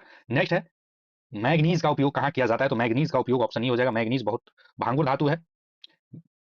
देखिए, मैग्नीज जो है बहुत भांगुर धातु है, शुद्ध के रूप में इसका बहुत उपयोग नहीं किया जाता है। इसका उपयोग मुख्य रूप से स्टील जैसे मिश्र धातुओं में किया जाता है, इसलिए उपयुक्त में से कोई विकल्प सही नहीं है। तो मैग्नीज का उपयोग जो है, मैग्नीज का उपयोग शुद्ध धातु है, इसका उपयोग जो है शुद्ध धातु, इसका उपयोग जो है स्टील में मिश्रण के लिए, मिलाने के लिए किया जाता है। नेक्स्ट आइए 72 नंबर क्वेश्चन, ज्योग्राफी सेगमेंट का, भारत में ज्वारीय एवं तरंग ऊर्जा उत्पादन के लिए अधिक अनुकूल परिस्थितियां कहाँ पाई जाती है? तो खंभात की खाड़ी में ज्वारीय एवं मतलब ज्वार भाटा जो सबसे ज्यादा खंभात की खाड़ी में, ज्वारीय तरंग ऊर्जा उत्पादन के लिए अनुकूल परिस्थितियां खंभात की खाड़ी में पाई जाती है।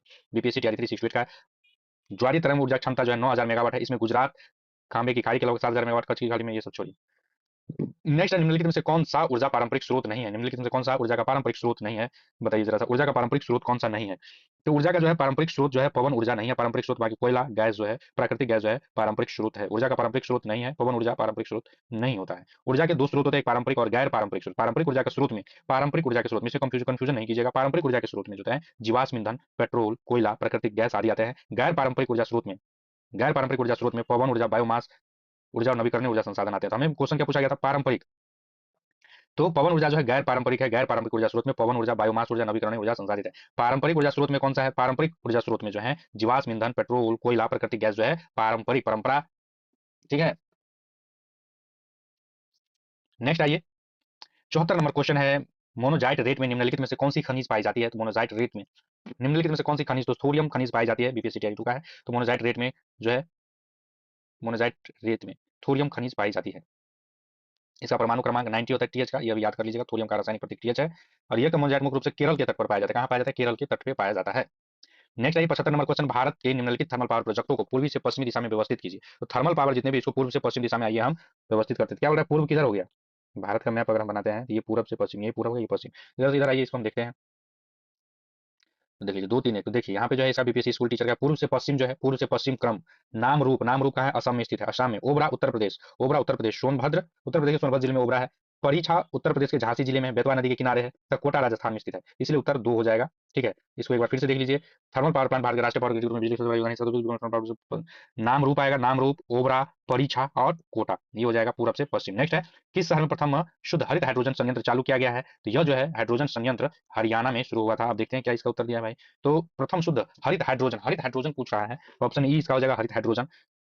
ऑयल इंडिया लिमिटेड द्वारा असम के जोरहाट पंप स्टेशन पर 10 किलोग्राम प्रतिदिन की स्थापित क्षमता के साथ भारत की पहले 99% शुद्ध ग्रीन हाइड्रोजन प्लांट की शुरुआत किया गया है असम में। कहाँ किया गया? असम में किया गया था। हाइड्रोजन ट्रेन चला है हरियाणा में, सॉरी, हाइड्रोजन ट्रेन हरियाणा में चला था, सॉरी सॉरी।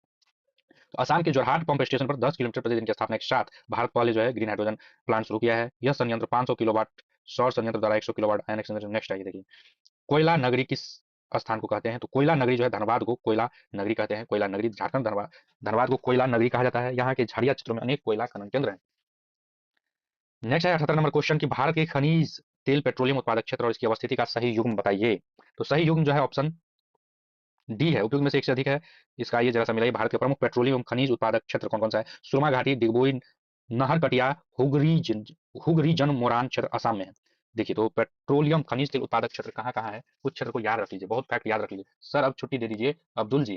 ठीक है, छुट्टी दे देते हैं। भारत का भूगोल कंप्लीट कर लेने के बाद छुट्टी है। विश्व भूगोल दूसरे दिन पढ़ाएंगे, भारत का भूगोल के बाद छुट्टी आप लोगों को। लेकिन आप लोग वीडियो खत्म आधा घंटा बाद कमेंट कीजिए, या पुराना वीडियो जो हम लाइव ले चुके हैं कल वाला, उसको लाइव सेक्शन वाले में जाके कमेंट जरूर कीजिए। अब्दुल जी, अनु, शहबाज, किरीस पासवान जी, KRISH, किरीस पासवान जी, अनु दोपरो जी, रिंकी कुमारी, जितने भी हैं सभी जो है, प्लीज वीडियो खत्म होने के बाद जो पुराने वीडियो पे आप लोग कमेंट जरूर कीजिए, अपना रिव्यू दीजिए, थोड़ा इससे रिस्पांस बढ़ता है। और आप लोग के बगल में भी कमेंट सेक्शन में रेड हार्ट दिख रहा होगा, तो उस रेड हार्ट को भी थोड़ा दिया कीजिए। रेड हार्ट नहीं दे सकते हैं, स्माइली है, सेलिब्रेशन है, 100% है, कुछ भी रिएक्शन दिया कीजिए। ये रिएक्शन यूट्यूब काउंट करता है, ठीक है।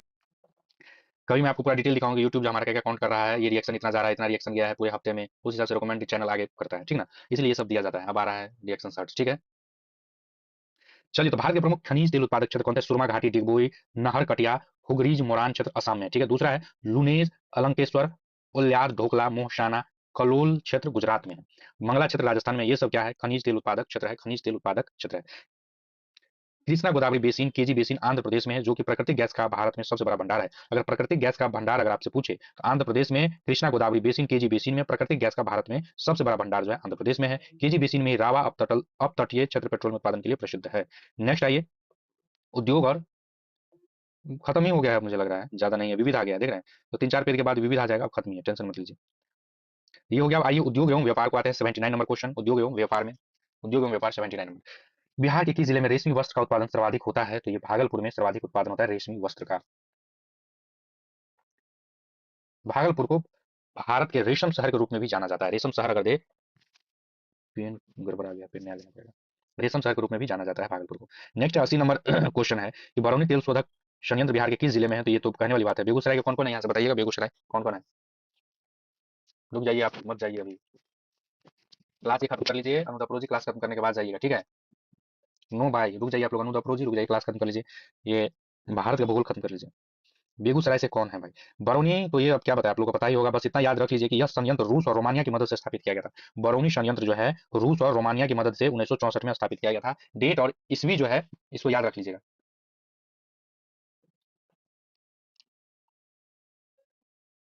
समझे? 1964 में जो है बरौनी जो है बरौनी थर्मल पावर स्टेशन स्थापित 1964 में किया गया था। और यह रूस और रोमानिया के सहयोग से बना था, ईस्वी याद रख लीजिएगा 1964। नेक्स्ट आते हैं परिवहन। परिवहन सेक्शन में आइए, मुंबई और नवी मुंबई को जोड़ने वाली अटल सेतु की कुल लंबाई। तो देखिए करंट अफेयर का एकदम एग्जैक्ट डाटा याद रखना क्यों जरूरी हो जाता है, क्योंकि ये पॉइंट में 21.5 किलोमीटर, 21.8 किलोमीटर, 21.3 किलोमीटर, इतना पॉइंट में दिया है। अगर यही 21.8 किलोमीटर एक रहता और एक रहता 23 किलोमीटर 5 और 22 किलोमीटर, तो आप लोग को याद होता है 21 किलोमीटर था तो ठीक मार देते, लेकिन यहाँ पे इतना नियरेस्ट पॉइंट मारा है 21.5 8 3। ठीक है, तो कंफ्यूज हो जाता है, कंफ्यूज करने के लिए तो एग्जाम लिया जाता है, तो इसीलिए आपको exact data point two point याद रखना है। ठीक है, अच्छा, बहुत बढ़िया, बेगूसराय में पोस्टेड है, सही है। तो देखिए, तो इसीलिए जो है इसका उत्तर तो हो जाएगा 21.8 किलोमीटर। ये करंट अफेयर का क्वेश्चन था, इसमें परिवहन में डाल दिया है। ठीक है, अटल सेतु भारत का सबसे लंबा पुल है जिसकी लंबाई 21.8 किलोमीटर, इसमें लगभग 16.5 किलोमीटर लंबाई समुद्र में तथा 15.5 किलोमीटर जमीन पर है। यह पुल मुंबई के सेवरी से शुरू होता है और यह रायगढ़ जिले के उड़न तालुका में नहवा सोवा पर समाप्त हो जाता है। यह भी क्वेश्चन आपसे पूछा जा सकता है। यह 16 किलोमीटर समुद्र में है, 5 किलोमीटर जमीन में है। यह समुद्र से जो शुरू होता है सेवरी, सौ से समुंदर, सौ से सेवरी से शुरू होता है, रायगढ़ जिले के उड़न तालुका में नहवा सोवा पे शुरू होता है। सेवरी से शुरू होकर सोवा पे खत्म हो जाता है, सेवरी शुरू किया, सोवा पे खत्म हो गया अटल सेतु। हो सकता है जगह का नाम पूछ दिया, आजकल एग्जाम वाले सबका दिमाग जो है फिरा रहता है। ठीक है, आप लोग अपना तैयारी होकर जाइए, उसका दिमाग कितना भी फिर आप लोग अपना फिरा दीजिए दिमाग। नेक्स्ट, निम्नलिखित में से कौन से दो चरण चरम स्थान पूर्व पश्चिम गलियारे से जुड़े हैं? निम्नलिखित में कौन से दो चरम स्थान पूर्व पश्चिम गलियारे से जुड़े हैं? सिलचर और पोरबंदर जो है जुड़े हुए हैं, ऑप्शन सी। एक मिनट,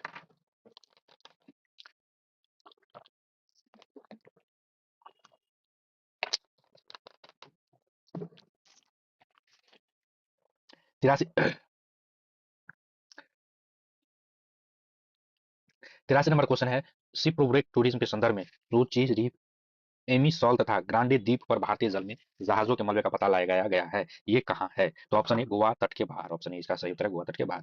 84 नंबर है, भारत के निम्नलिखित बंदरगाहों को उत्तर से दक्षिण दिशा में व्यवस्थित कीजिए। अब देखिए, पर्वत श्रेणी सबको हटा के, पर्वत श्रेणी पहाड़ सब जो आप लोग याद किए थे, अब उसको हटा के क्या कह दिया गया है? बंदरगाहों को, जहाज के तटों को जो है वहां पे, अभिषेक कुमार जी, हेलो अभिषेक कुमार जी, तो इसको जो है आपको अरेंज करना है, बताइए।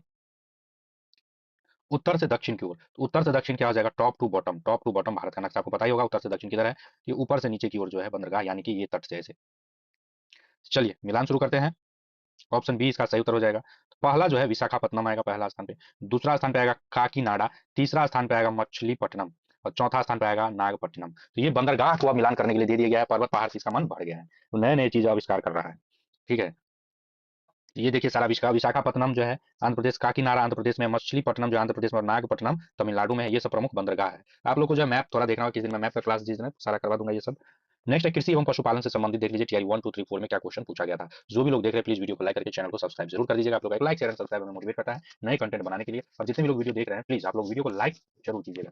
ठीक है, और वीडियो खत्म होने के बाद पुरानी वीडियो पे कमेंट कीजिएगा, इस वीडियो पे जरूर पुरानी वीडियो पे जाइएगा, अपना महत्वपूर्ण राय दीजिएगा। नेक्स्ट, मध्य प्रदेश का लगभग कितना प्रतिशत क्षेत्र कृषि योग्य है? बताइए, टीआई 1 to 5 कैंसिल वाले एग्जाम में पूछा गया था सहबाजी, कितना प्रतिशत क्षेत्रफल कृषि योग्य है मध्य प्रदेश में? तो 49, 50% लगभग जो है कृषि योग्य है, लगभग 49.43 क्षेत्रफल कृषि योग्य है। नेक्स्ट 86 नंबर क्वेश्चन है कि भारत में हरित क्रांति का श्रेय किसको जाता है? ये भी बताने वाली बात तो नहीं है, भारत में हरित क्रांति का श्रेय जो है किसको जाता है? एम एस स्वामीनाथन को जाता है, डॉक्टर एम एस स्वामीनाथन को जाता है। वर्ष 1924 में जो है मरणोपरांत इन्हें भारत रत्न से सम्मानित किया गया था। कब भारत रत्न दिया गया? 1924 में। नेक्स्ट है, मोटा अनाज को चमत्कारिक अनाज की और भविष्य की फसल कहा जाता है, क्यों कहा जाता है? क्योंकि इसमें जो है पोषण की दृष्टि से चावल और गेहूं के बराबर है। इसमें जो है मोटे अनाज को अक्सर उनके असंख्य स्वास्थ्य लाभों और इसमें चमत्कारी अनाज के कारण जो एक कठोर शुष्क वातावरण में पनपते हैं जहाँ अन्य फसलें संघर्ष करते हैं, मोटे अनाज को चमत्कारिक अनाज के प्रमुख रीजन है। इसमें मोटा प्रोटीन, फाइबर, विटामिन, खनिज जैसे पोषक भरपूर होते हैं। ठीक है, मोटा अनाज सूखा सहिष्णु फसल है, इसमें अन्य फसलों की तुलना में कम पानी और कम कीटनाशक आवश्यकता होती है। यह किसानों के लिए पर्यावरणीय अनुकूल विकल्प बन सकता है। गेहूं और धान फसलों के मुकाबले इसमें फाइबर, कैल्शियम, आयरन की मात्रा भी अधिक होती है। अनुदा प्रोजी नाइस सेशन यहाँ नहीं, वीडियो खत्म हो जाए ना उसमें कीजिएगा। यहाँ पे जितना 1000 से ज्यादा कमेंट आप लोग करते हैं बहुत बढ़िया है, लेकिन वीडियो खत्म हो उसके बाद आप लोग कमेंट कीजिए, मजा ही आ जाए। ठीक है, नेक्स्ट है, निम्नलिखित में से कौन सी उड़ीसा का स्थानांतरणशील कृषि है? बताइए, उड़ीसा का स्थानांतरणशील कृषि कौन सा? टीआरई 2 का क्वेश्चन है। उड़ीसा का स्थानांतरणशील कृषि जो है वो है पोडू। पोडू जो है उड़ीसा का स्थानांतरणशील कृषि है। उड़ीसा और आंध्र प्रदेश में झूम खेती स्थानांतरित कृषि को पोडू के नाम से जाना जाता है। तो पोडू जो है झूम कृषि जो है आंध्र प्रदेश और उड़ीसा में, झूम बराबर सिंह एनर्जी जवाब दिया, बहुत बढ़िया, पोडू कृषि बोला जाता है। बिल्कुल, थैंक यू थैंक यू। तो देखिए पोडू जो है, पोडू झूम कृषि को बोला जाता है और ये उड़ीसा और आंध्र प्रदेश में है। स्थानांतरण कृषि एक आदिम प्रकार की कृषि, इसमें पहले वृक्षों तथा वनस्पतियों को काटने जला दिया साफ किया जाता है। पेंडा जो है महाराष्ट्र में बोला जाता है, और वेबर और दहिया बुंदेलखंड के क्षेत्र में बोला जाता है। झूम कृषि को पोंडू के बोलते हैं। फलों एवं सब्जियों की खेती क्या कहलाता है? तो बागवानी, हॉर्टिकल्चर कहलाता है। हॉर्टिकल्चर कहलाता है। यहाँ पे कुछ क्वेश्चन दिया गया है, इसमें मतलब मिलान करने के लिए है। फूलों की खेती को फ्लोरिकल्चर, रेशम कीट पालन को सेरीकल्चर, मधुमक्खी पालन को एपीकल्चर, मछली पालन को पीसीकल्चर, फलों का उत्पादन पोमोलॉजी कहते हैं। तो फलों के उत्पादन को पोमोलॉजी कहते हैं। नेक्स्ट है उत्तर भारत में शीतकाल में उपजाए जाने वाली चावल की फसल के स्थानीय नाम कौन सा है? तो उत्तर भारत में जो शीतकाल में अमन, शाली और अगहनी, भाई होली चल रहा है तो शाली का नाम नहीं भूलिएगा, ठीक है ना। अगहनी जो है, तो उत्तर भारत में मई जुलाई से सितंबर दिसंबर तक चावल की फसल उगाई जाती है। इसमें जो है स्थानीय नाम अमन, ठीक है, अमन, शाली, अगहनी है। चावल की प्रजाति औंस को गर्मियों में पूर्वी मानसून तथा वर्षा के साथ बोया जाता है। राधे राधे गवर्नमेंट, क्या है, GOVERNMENT गवर्नमेंट देव जी। ये आगे फिर से देव बाबू गवर्नमेंट देव जी लिखा है। और अभी सिंह आना जी जुड़े हुए हैं, और नए नए अभी कौन जुड़े थे? जैकी कुमार जी चले गए क्या? जैकी जी आपका नाम मैं देख रहा था। चलिए नेक्स्ट आइए। निकिता यशमी, अमन साली अगहनी, हाँ, अमन की साली अगहन में फगवा खेलेगी, ठीक है। नेक्स्ट है 91 नंबर क्वेश्चन, निम्नलिखित में से कौन सा स्थानांतरित कृषि का स्थानीय नाम है? तो एक से अधिक स्थानांतरित कृषि जो है, बेबरदाह या पोदू, ये देखिए अभी बताए थे, तो डी हो जाएगा इसका उत्तर। स्थानीय झूम कृषि को कहते हैं, स्थानांतरीय कृषि को झूम कृषि कहते हैं। और जो है इसमें वृक्षों काट कर जला भी बताए थे, तो ये सारा पोदू, दाहिया और बेबर जो है स्थानांतरण कृषि, झूम कृषि को जो है स्थानांतरित कृषि भी कहते हैं, स्थानांतरित झूम कृषि को, झूम कृषि को, ठीक है। अभी ऊपर इसको हम डिस्कस किए हैं। यहाँ पे देख लीजिए, झूम कृषि कहाँ बोला जाता है? उत्तर पूर्वी भारत में बोला जाता है। विवर और डाहियार बुंदेलखंड में बोला जाता है। दीपा बस्तर जिले में, और पोडू जो है आंध्र प्रदेश और उड़ीसा में, आंध्र प्रदेश और उड़ीसा में बोला जाता है पोडू। नेक्स्ट आता है 92 नंबर क्वेश्चन। 92 नंबर क्वेश्चन, निम्नलिखित में से कौन सा मल्चिंग शब्द की व्याख्या? मल्चिंग तो अभी भी बताया है कि जो है फसलों के बीच खाली जमीन को पुआल, देखो ये ऑप्शन ए इसका सही उत्तर है। फसलों के बीच खाली जमीन को पुआल और जैविक पदार्थ की परत से ढकना, जो है नमी को बचाने के लिए इसका उपयोग किया जाता है। मल्चिंग शब्द का प्रयोग कहा जाता है। नेक्स्ट है, निम्नलिखित में से किसकी खेती जायद के मौसम में की जाती है? तो जायद के मौसम में जो है खरबूजा किया जाता है, तरबूजा किया जाता है, खीरा किया जाता है, ककड़ी, मूंग, जूट, तरोई, भिंडी आदि जायद की फसलें मार्च में बोई जाती है और जून में काट लिया जाता है। जायद फसलें क्या हो जाएगा? खीरा, खरबूजा, तरबूज जायद फसलें हो जाएगी। निकिता यशमी जी बहुत बढ़िया जवाब दे रहे हैं आप लोग। निकित यस्मीन, निकित यस्मीन जी, ठीक है। Government Dev ji, sir batch लाओ कोई स्पेशल, ठीक है, बैच लाएंगे, बजट का कमी है भाई, बैच ला जाएगा। आप लोग हमें सपोर्ट भी कर सकते हैं, चैनल को ज्वाइन भी कर सकते हैं। यहाँ पे ऊपर में कमेंट के सबसे ऊपर में देखिए तीर गोल करके 0/5 है, तो उसको क्लिक करेंगे ना, तो उससे आप हमें सपोर्ट कर सकते हैं, ठीक है। चलिए नेक्स्ट है, मानव प्रजातियां, देखिए भारत में शुष्क बिंदु बस्ती मिलती है, तो भारत में जो है शुष्क बिंदु बस्ती मिलती है। 11th 12th में ये क्वेश्चन पूछा गया था, बीकानेर, बाढ़ क्षेत्र, अरावली। भारत में शुष्क बस्ती मिलती है, कहाँ मिलता है? बाढ़ क्षेत्रों में जो है शुष्क बिंदु बस्ती मिलती है। नदी बेसन के निम्नलिखित भागों में बस्तियां नदी में वेदिकाओं एवं तटबंधों पर बसाई जाती है, क्योंकि ये शुष्क बिंदु होते हैं। शुष्क बिंदु बाढ़ में कीड़े मकोड़े से बचा जा सके, इसलिए ऐसी बस्ती को शुष्क बिंदु बस्ती कहते हैं। कीड़े मकोड़ों से बचने के लिए जो है शुष्क बिंदु बस्ती बनाया जाता है। शुष्क बिंदु से ये मकानों पे बनाए जाते हैं बाढ़ रूट से बचने के लिए, ठीक है। निकहत यास्मीन, अच्छा क्या है नाम? निकहत यास्मीन, अच्छा, ठीक है, निकहत यास्मीन जी। निकहत यास्मीन, बहुत बढ़िया कि आप नाम लिख लिए हिंदी में। निकहत यास्मीन।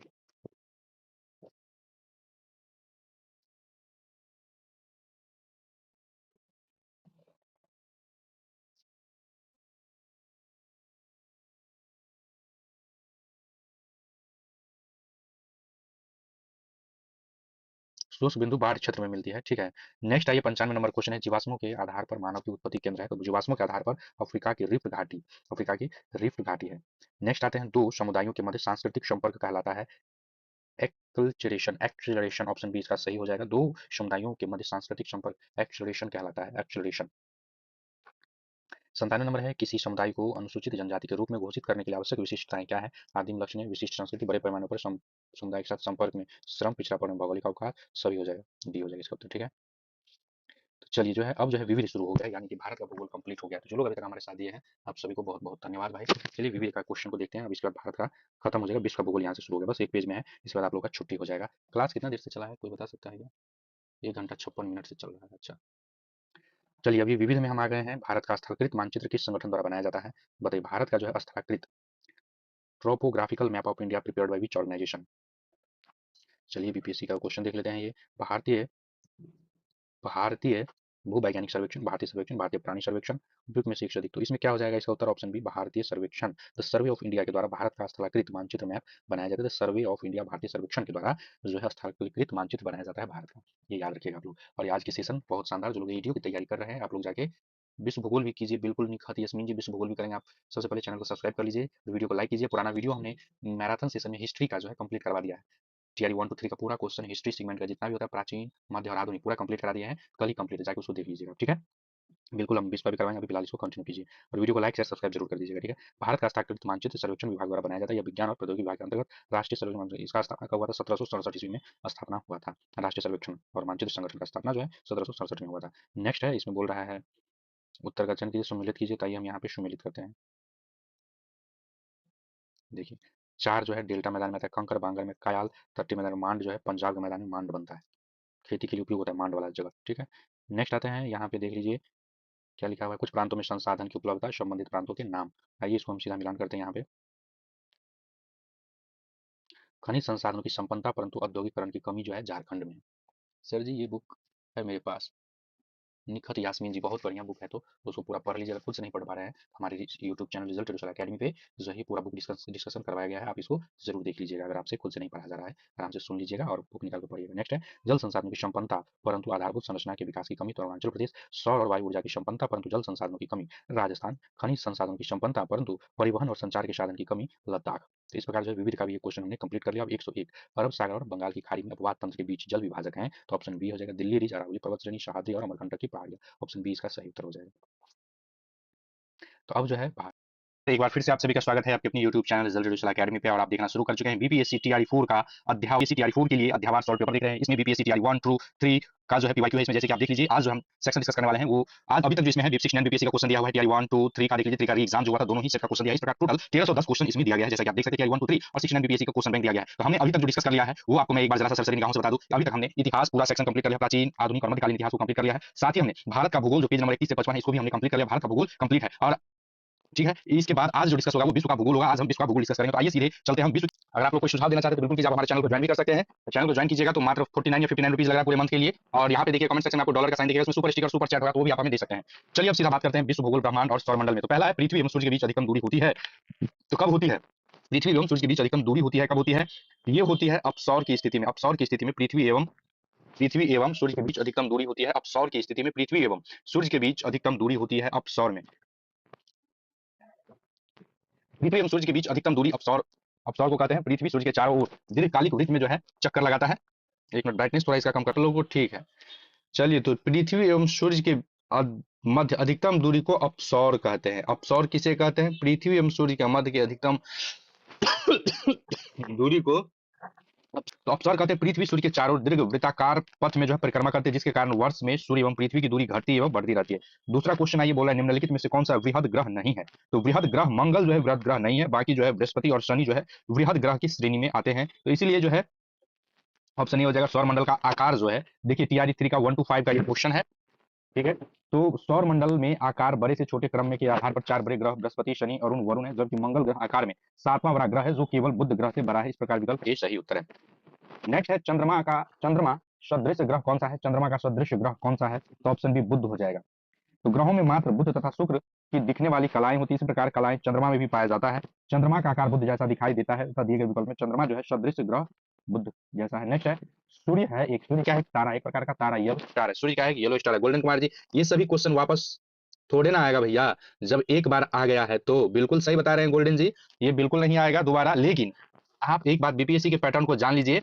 बीपीएससी टीआरई 3 हो, ठीक है, टीआरई 3 में देखिएगा आप रिपीटेड क्वेश्चन पूछा गया है। अगर आप ये पीवाईक्यू देखते हैं तो आपको इससे पैटर्न पता चलता है, ठीक है। पैटर्न पता चलता है कि किस प्रकार का क्वेश्चन पूछा गया, कैसा पूछा गया है, तो उस हिसाब से आप पढ़ते हैं, रिवीजन हो जाता है। मैं आपको बता दूं कि 72वां बीपीएससी एग्जाम जो होने वाला है उसमें रिपीटेड क्वेश्चन पूछा जाता है, जो 70वां 71वां 69 में। अगर आप उसका स्ट्रेटजी देखें तो बीपीएससी में जो 10 क्वेश्चन होते हैं पीवाईक्यू से रहते हैं, पूछे जाते हैं। ईडीओ का भी एग्जाम होता है तो उसमें टीआरई 1 to 3 का क्वेश्चन पूछा जाएगा, पूछा जाता है। जैसे कि आप अगर आप बिहार दरोगा का देखें तो बीपीएससी का कई सारा क्वेश्चन रिपीटेड रहता है। तो जब आप बीपीएससी का एग्जाम दे रहे हैं तो आप ये सब क्वेश्चन करके जाइए। हो सकता है ये डायरेक्ट सूर्य एक तारा है नहीं पूछ के इसमें कुछ और जो सॉल्यूशन हो वो पूछ लिया जाए। इसीलिए जो है ये बेहतरीन होता है कि आप पीवाईक्यू के एक बार करके जाइए, ठीक है। बाकी हम नया प्रैक्टिस सेट भी करवाते हैं आप लोगों के लिए, गोल्डन कुमार जी, ठीक है।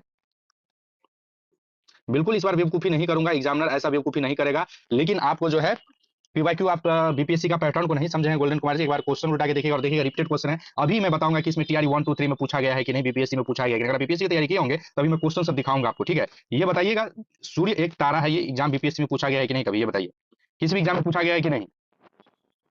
नेक्स्ट है ब्रह्मांड में पल्सर क्या है? ब्रह्मांड में पल्सर 69 बीपीएससी का क्वेश्चन है, घूमते न्यूट्रॉन है।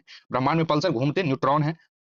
तो हमें पीवाईक्यू देखते वक्त ये नहीं सोचना है कि जो पूछा जाएगा या नहीं पूछा जाएगा। पीवाईक्यू देखने से आपको एक लेवल का पता चलता है, इस लेवल का भारत के विश्व के भूगोल से क्वेश्चन आ सकता है, उस हिसाब से आप तैयारी करते हैं। अगर रिपीटेड पूछ देता है 5 भी क्वेश्चन तो आपको गलती नहीं होना चाहिए, ठीक है।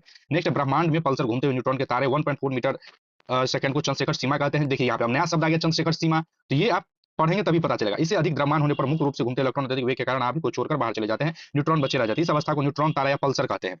न्यूट्रॉन तारा भी असीमित समय तक सिकुड़ता हुआ चलता है। नेक्स्ट आइए, आकार और माप में समानता के कारण किस ग्रह को पृथ्वी की जुड़वा ग्रह माना जाता है? तो ये शुक्र को माना जाता है, ठीक है। शुक्र को सांझ का तारा कहा जाता है। तो ये क्वेश्चन पूछा गया है बीपीएससी में आज तक कि नहीं, ये बताइए। तो जो पूछा गया है ना, अच्छा भैया ये बताइए, अभी बिहार पीसीएस का कोई पेपर कोर्ट केस में गया है प्लीज? अभी तक तो नहीं पता है बीपीएससी का पेपर जो गया होगा कोर्ट में, नहीं गया है। नहीं गया है बिहार पीसीएस का अभी तक जो है कोई भी पेपर कोर्ट में नहीं गया, सब एकदम ऑन वे है। मेंस चल रहा है, बहुतों का इंटरव्यू चल रहा है, ठीक है। तो टेंशन नहीं लीजिए, कोई पेपर नहीं गया है कोर्ट, उस सब के चक्कर में मत रहिए, सब क्लियर है।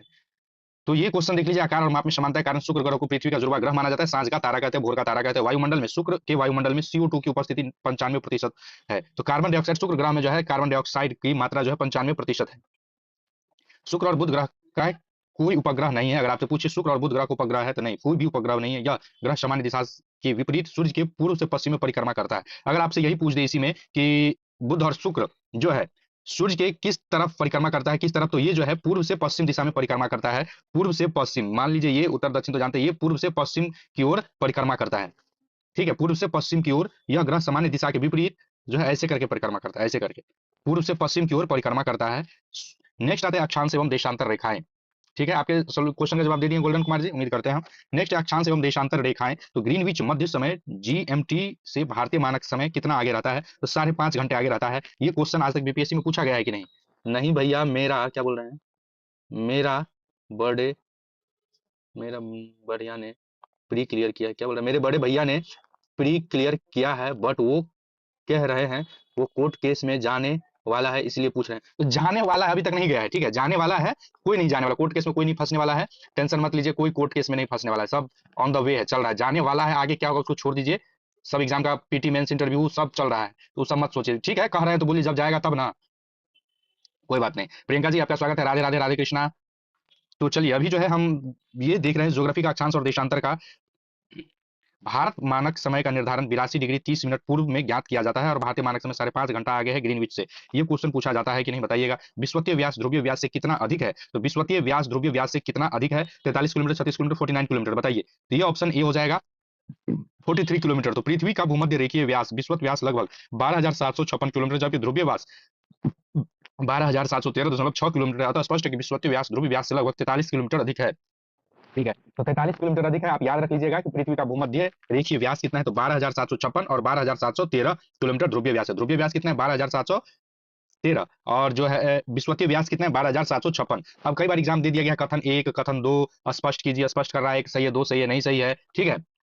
बिहार इंटर लेवल का फॉर्म भरे हैं, कब तक एग्जाम हो सकता है? तो देखिए इसका कोई प्रोडिक्शन नहीं है मेरे पास, कब तक हो सकता है, बोल रहा है अप्रैल में हो जाएगा, तो देखिए हो जाएगा, इसका किसी के पास भी कोई आंसर नहीं है, ठीक है। तैयारी करते रहिए मैथ साइंस जीएस का। जीएस हमारे पास पढ़ सकते हैं, बाकी मैथ साइंस मैथ कहीं और पढ़ लीजिए। जीएस का जो भी पोर्शन आप हमारे साथ पढ़ सकते हैं। नेक्स्ट, ग्लोब पर 1 डिग्री के अंतराल पर खींची गई अक्षांश रेखाएं कितनी है? तो 179। ग्लोब पर 1 डिग्री के अंतराल पर खींची गई अक्षांश रेखाएं 179 मानचित्र या भूमध्य रेखा के समांतर खींची गई रेखा को अक्षांश कौन सा मिलाती है? ये रेखाएं कहलाती है। 1 डिग्री के अंतराल पर इन रेखाओं को उत्तरी गोलार्ध में ग्लोब पर कुल 89।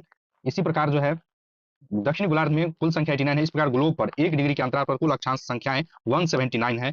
179 में 0 अक्षांश भूमध्य रेखा के सम्मिलित, तो 179 रेखाएं खींची गई हैं ग्लोब पे। नेक्स्ट, 90 डिग्री पूर्वी देशांतर पर स्थित थिम्पू भूटान स्थानीय समय निर्धारित कीजिए जब ग्रीनविच 0 डिग्री दोपहर 12 बजे समय, तो इसमें 6 PM हो जाएगा। इसका यहाँ कैलकुलेशन जरा सा देख लीजिए, आप लोग स्क्रीनशॉट ले लीजिए। 69 बीपीएससी में पूछा गया था। नेक्स्ट है, निम्नलिखित में से कौन सा शीत कटिबंध में आता है? तो निम्नलिखित में से कौन सा शीत कटिबंध में आता है, बताइएगा। शीत कटिबंध में जो है उपयुक्त में से एक से अधिक, इसका उत्तर हो जाएगा शीत कटिबंध में जो है, देखिए शीत कटिबंध का विस्तार जो है 66 डिग्री 66.5 से 90 डिग्री के बीच दोनों गोलार्ध में होता है। तो शीत कटिबंध जो है 66 डिग्री से 90 डिग्री के बीच दोनों गोलार्ध में होता है। इसमें टैगा, टुंड्रा, हिमाच्छादित प्रदेश आते हैं। शीत कटिबंध क्षेत्र दक्षिणी गोलार्ध में दक्षिणी ध्रुव और अंटार्कटिक वृत्त के बीच स्थित है, तथा उत्तरी गोलार्ध में उत्तरी ध्रुव और अंटार्कटिक वृत्त के बीच स्थित है। भूमध्य रेखा से दूर होने के कारण इन क्षेत्रों में केवल सूर्य की तिरछी किरणें ही पहुंच पाती है। तो शीत कटिबंध का अगर पेटी पूछे कि शीत कटिबंध कितना से कितना है, तो 66.5 डिग्री से 90 डिग्री के बीच दोनों गोलार्धों में होता है और इसमें जो है शीत कटिबंध में टाइगा, टुंड्रा, हिमाच्छादित प्रदेश आते हैं। याद रहेगा ये। तो देखिए पीवाईक्यू हम कर रहे हैं तो पूछ रहा है एक क्वेश्चन यहाँ पे, ठीक है। जैसे यहाँ पे देख लीजिए दोनों गोलार्धों में 23.5 डिग्री 46 डिग्री के बीच होता है। अगर यही रहता 66.5 डिग्री और 90 डिग्री,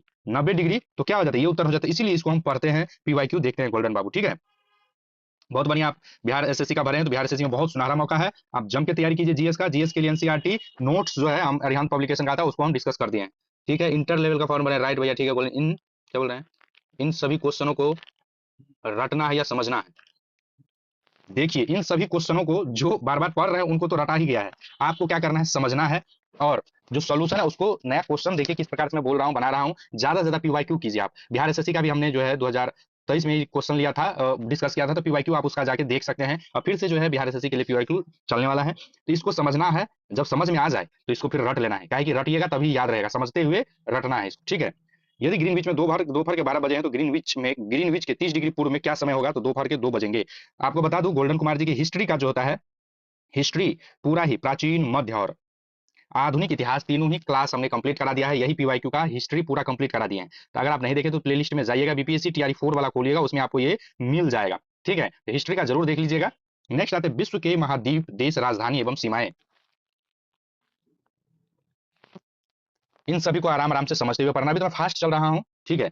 13 नंबर क्वेश्चन है, तेहरान किस पर्वत पर है, तो तेहरान जो है किस पर्वत पे है बताइए। बीपीएससी टीआरई 3 का 11 12 का ये क्वेश्चन पूछा गया, तो तेहरान जो है एल बुर्ज पर है। तेहरान जो है एल बुर्ज पे है, तेहरान एल बुर्ज पर है। रेलवे का जीके कराते हैं, देखिए जीके किसी का नहीं होता है, जीके सब जीके होता है, रेलवे का खास रेलवे का नहीं करवाते हैं हम, ठीक है। बीपीएससी से संबंधित जो भी एग्जाम होता है उसका हम करवाते हैं जीके जीएस। उसी में अगर आपको रेलवे के लिए देखना है तो रेलवे में भी घूम फिर के यही सब पूछा जाता है, ठीक है। तो रेलवे का स्पेशल नहीं होता, लेकिन बीपीएससी से संबंधित जो भी एग्जाम है उसका हम करवाते हैं। तो तेहरान ईरान की राजधानी, देखिए ईरान, अभी ईरान बहुत चर्चा में है भैया। तो ईरान की राजधानी कहाँ है, तेहरान। यहाँ का एक प्रमुख नेता मारा गया है। 14 मिलियन लोगों की आबादी वाला यह शहर विशाल एलबुर्ज पर्वत श्रृंखला के तल पर स्थित है। तो ये क्वेश्चन हो सकता है रिपीट अगर करे कि तेहरान, तेहरान क्या है, तो ईरान की राजधानी है, ईरान की राजधानी है तेहरान। एलबुर्ज, तेहरान किस पर्वत पर स्थित है, तो एलबुर्ज पर्वत पर स्थित है, श्रृंखला के तल पर स्थित है तेहरान। अभी जो वर्ल्ड वार 3 चल रहा है, अब यहाँ पे देखिए कथन 1 और कथन 2 वाला मैं क्यों कहता हूँ इस प्रकार का, कि देखिए यहाँ अभी कथन ए दे दिया है, कारण आर दे दिया गया है, ठीक है। यहाँ पूछ रहा है घाना तट पर सोने के समृद्ध प्लेसर जमाव पाए जाते हैं और ब्राजील में सोने की सिराएं पाई जाती है। कारण दे दिया है किसी समय में ये महाद्वीप अटलांटिक तट के साथ एक साथ संयुक्त रूप से थे। सही उत्तर चुनिए। ऑप्शन ए है ए और आर दोनों सही है, आर एक ही सही व्याख्या कर रहा है। दूसरा है ए और आर दोनों सही, आर एक ही सही व्याख्या नहीं करता है। सी ए गलत है, आर सही है, ए सही है। तो इसका सही उत्तर हो जाएगा ऑप्शन ए, आर एक ही सही व्याख्या कर रहा है, ठीक है। ये इस प्रकार जो है देखिए कैसे पूछ रहा है। नेक्स्ट है यूएई की रियासत, यूएई के रियासती राज्य कौन से हैं, तो यूएई के रियासती राज्य जो है यूएई की रियासती राज्य option A Abu Dhabi, Dubai, Sharjah, Ajman, Al Ain, Fujairah, Ras Al खामा। ये देखिए किस प्रकार का यूएई के रियासती राज्य कौन पढ़ता है ज्योग्राफी में, तो ये पूछ लिया गया इस प्रकार से। अगर आप नहीं पढ़ते हैं, नहीं तैयारी करते हैं, तो सबका ये गलत होता है, तो कई मार के इस टाइप के क्वेश्चन में, तो इस टाइप का क्वेश्चन पूछा जाएगा। बिल्कुल भी परेशान नहीं होना है गोल्डन बाबू। सबसे पहले वीडियो को लाइक कर दीजिए, चैनल को सब्सक्राइब कर दीजिएगा, ठीक है। जितने भी लोग देख रहे हैं प्लीज वीडियो को लाइक करके चैनल को एक बार सब्सक्राइब कर दीजिएगा, ठीक है। और स्पीडी करंट अफेयर आपके वीडियो के ठीक नीचे में कमेंट ऑफ कीजिएगा, तो वहां पे देखिएगा मैराथन सिर्फ एक वीडियो में 2 घंटा 30 मिनट में हमने पूरा ही 800 क्वेश्चनों का दुगुना स्पीड करके अपलोड कर दिए हैं। लाइव में भी हुआ है और ये आपको अपलोड भी कर दिया गया है, ठीक है। नेक्स्ट आते हैं, अब अगला क्वेश्चन है भूगार्भिक इतिहास, भूगार्भिक इतिहास एवं शैल तंत्र, भूगार्भिक इतिहास एवं शैल तंत्र को आइए डिस्कस करते हैं। 16 नंबर क्वेश्चन है, निम्नलिखित क्षेत्रों में से किसकी न्यूनतम हिम रेखा है, तो ऑप्शन ए है भूमध्य रेखा, हिमालय, अल्प्स, उपयुक्त में से एक से अधिक, तो इसका उत्तर हो जाएगा ऑप्शन सी आल्प्स। तो निम्नलिखित क्षेत्रों में से किसकी न्यून हिम रेखाएं हैं, तो अल्प्स की न्यूनतम न्यूनतम हिम रेखाएं, न्यून हिम रेखाएं अल्प्स क्षेत्र की है। नेक्स्ट आइए 17 नंबर क्वेश्चन है, खनिजों में निम्नलिखित में से किस चट्टान के स्तर में जमा होता है, तो खनिज जो है किस, खनिज जो है, तो देखिए अवसादी और आग्नेय चट्टान दोनों में जो है खनिज दबा होता है। देखिए यहाँ पे खनिज विभिन्न प्रकार के शैलों में पाए जाते हैं, कुछ खनिजों अग्नेय शैलों में पाए जाते हैं, कुछ कायांतरित शैलों में, जबकि अवसादी में पाए जाते हैं। आग्नेय चट्टानों में प्रमुख रूप से अगर आपसे पूछे कि अग्नेय चट्टानों में क्या क्या खनिज पाए जाते हैं, तो इस बात को ध्यान रखिएगा गोल्डन बाबू। अग्नेय चट्टानों में जो लोहा, निकेल, तांबा, सीसा, जस्ता, क्रोमाइट, मैग्नीज, सोना आदि प्रमुख होते हैं। अग्नेय चट्टानों में जो है, अग्नेय चट्टानों में क्या क्या पाया जाएगा, लोहा, निकेल, तांबा, सोना, क्रोमाइट, सोना चांदी, सोना चांदी तो याद ही रखिएगा। अग्नेय चट्टानों में जो है लोहा, निकेल, तांबा, सीसा, जस्ता, क्रोमाइट, सोना चांदी प्रमुख पाए जाते हैं, ठीक है। बट भैया बहुत ज्यादा फॉर्म भरा गया है बीपीएससी इंटर लेवल में, क्या हम क्लियर कर पाएंगे भैया जी के लिए, क्योंकि एक से एक पढ़ने वाला स्टूडेंट आएंगे। ठीक है बाबू, गोल्डन बाबू, आपका समस्या का समाधान हम करेंगे। अभी पढ़ लेते हैं पूरा क्वेश्चन, इसके बाद आपका जो भी पूछना हो पूछेगा। बीच में जो बच्चे बाद में क्लास देखते हैं तो उन्हें दिक्कत होता रहता है गोल्डन भाई, ठीक है। तो हम आपका जो भी सवाल आ रहा है हम उसको वीडियो के लास्ट में ले लेंगे, तो आप हमारे साथ बने रहिए। जो पूछना आराम से हम आपसे बात करेंगे, क्योंकि वीडियो अभी चल रहा है तो बाद में जो देखते हैं तो उसे बेकार लगता रहता है, पढ़ता है कोई भी, तो ठीक है। इसलिए हम बीच में आपका कमेंट नहीं ले पाएंगे, सॉरी। वीडियो के लास्ट में हम लेंगे, आप हमारे साथ बने रहिए, सारे क्वेश्चन का जवाब हम देंगे आपको, ठीक है। आइए अभी पढ़ते हैं, पढ़िए ना, सारा रिजल्ट हो जाएगा, ठीक है। टेंशन मत लीजिए, पढ़िए। तो अग्नेय चट्टानों में जो है लोहा, निकेल, तांबा, सीसा, जस्ता, क्रोमाइट, मैग्नीज, सोना आदि प्रमुख होते हैं। दूसरा, अवसादी चट्टानों में क्या होता है? तो अवसादी चट्टानों में, अगर अग्नेय चट्टानों में पूछेगा तो सोना, चांदी, लोहा, निकेल, तांबा, और उसके बाद अवसादी चट्टान में क्या होता है? खनिज तेल होता है, प्राकृतिक गैस होता है, कोयला भंडार आदि प्रमुख है। तो अवसादी चट्टानों में खनिज तेल, अवसादी चट्टानों में क्या हो जाएगा? अवसादी चट्टानों में हो जाएगा खनिज तेल, प्राकृतिक गैस, कोयला के भंडार आदि। अब आते हैं रूपांतरित चट्टान में क्या आ जाएगा? तो रूपांतरित चट्टान में फाइलाइट, सिस्ट, नीस, क्वार्टजाइट, मार्बल आदि होते हैं। रूपांतरित, अगर आपसे पूछे कि मार्बल किस चट्टान में पाए जाते हैं? अवसादी चट्टान में पाए जाते हैं, बताइए। अग्नेय चट्टान में पाए जाते हैं, रूपांतरित चट्टान में पाए जाते हैं, इनमें से कोई नहीं, एक से अधिक। तो आप क्या बताइएगा कि रूपांतरित चट्टान में जो है मार्बल पाया जाता है, जो घरों में मार्बल लगते हैं, राजस्थान में जो मार्बल है वहां रूपांतरित चट्टान होते हैं। अवसादी चट्टान में, अवसादी चट्टान में क्या होते हैं? खनिज तेल, जिसको आप पेट्रोल भरते हैं, खनिज तेल होते हैं, प्राकृतिक गैस होते हैं, कोयला के भंडार होते हैं अवसादी चट्टान में। यानी कि झारखंड में जो है अवसादी चट्टाने हैं और वहां पे कोयला का भंडार है। राजस्थान में जो है रूपांतरित चट्टाने होंगे, और जहां सोना चांदी, सोना मिलता है, तांबा मिलता है, निकेल मिलता है, लोहा मिलता है, सीसा जैसा, क्रोमाइट, मैग्नीज जो मिल रहा है, वहां कौन सा चट्टान होगा? आग्नेय, आग जैसा चमकता हुआ सोना, आग्नेय चट्टान, याद रखिएगा, आग जैसा चमकता हुआ सोना जो है आग्नेय चट्टान, अवसादी चट्टान। समझ गया? बहुत ज्यादा टाइम दे दी इस क्वेश्चन पे, उम्मीद करते हैं कि भूलेंगे नहीं, है ना गोल्डन जी।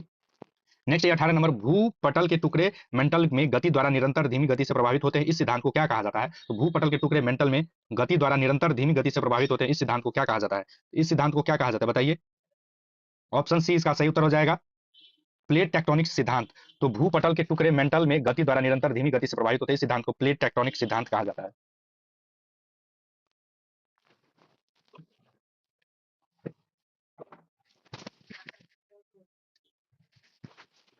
नेक्स्ट आइए, सेल जिसमें जीवाश्म, सेल जिसमें जीवाश्म पाए जाते हैं, सेल जिसमें जीवाश्म पाए जाते हैं क्या कहलाते हैं? अवसादी चट्टान। तो अवसादी चट्टान में क्या पाए जाते हैं? खनिज तेल। अवसादी चट्टान में सेल, सेल इसी को बोलते हैं सेल जिसमें पाए जाते हैं अवसादी चट्टान पाए जाते हैं।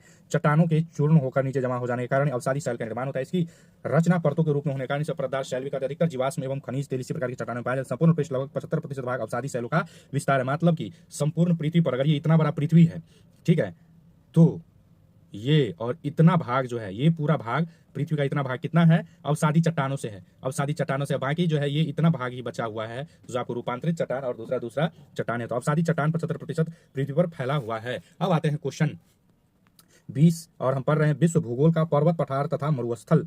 तो देखिए बीपीएससी टीआरई 3 का 1 to 5 का क्वेश्चन है जो एग्जाम कैंसिल हो गया था। पर्वत शिखर पर मिलने वाली चट्टानी सतह कहलाती है, तो फेल्सनमीर कहलाती है। फेल्सनमीर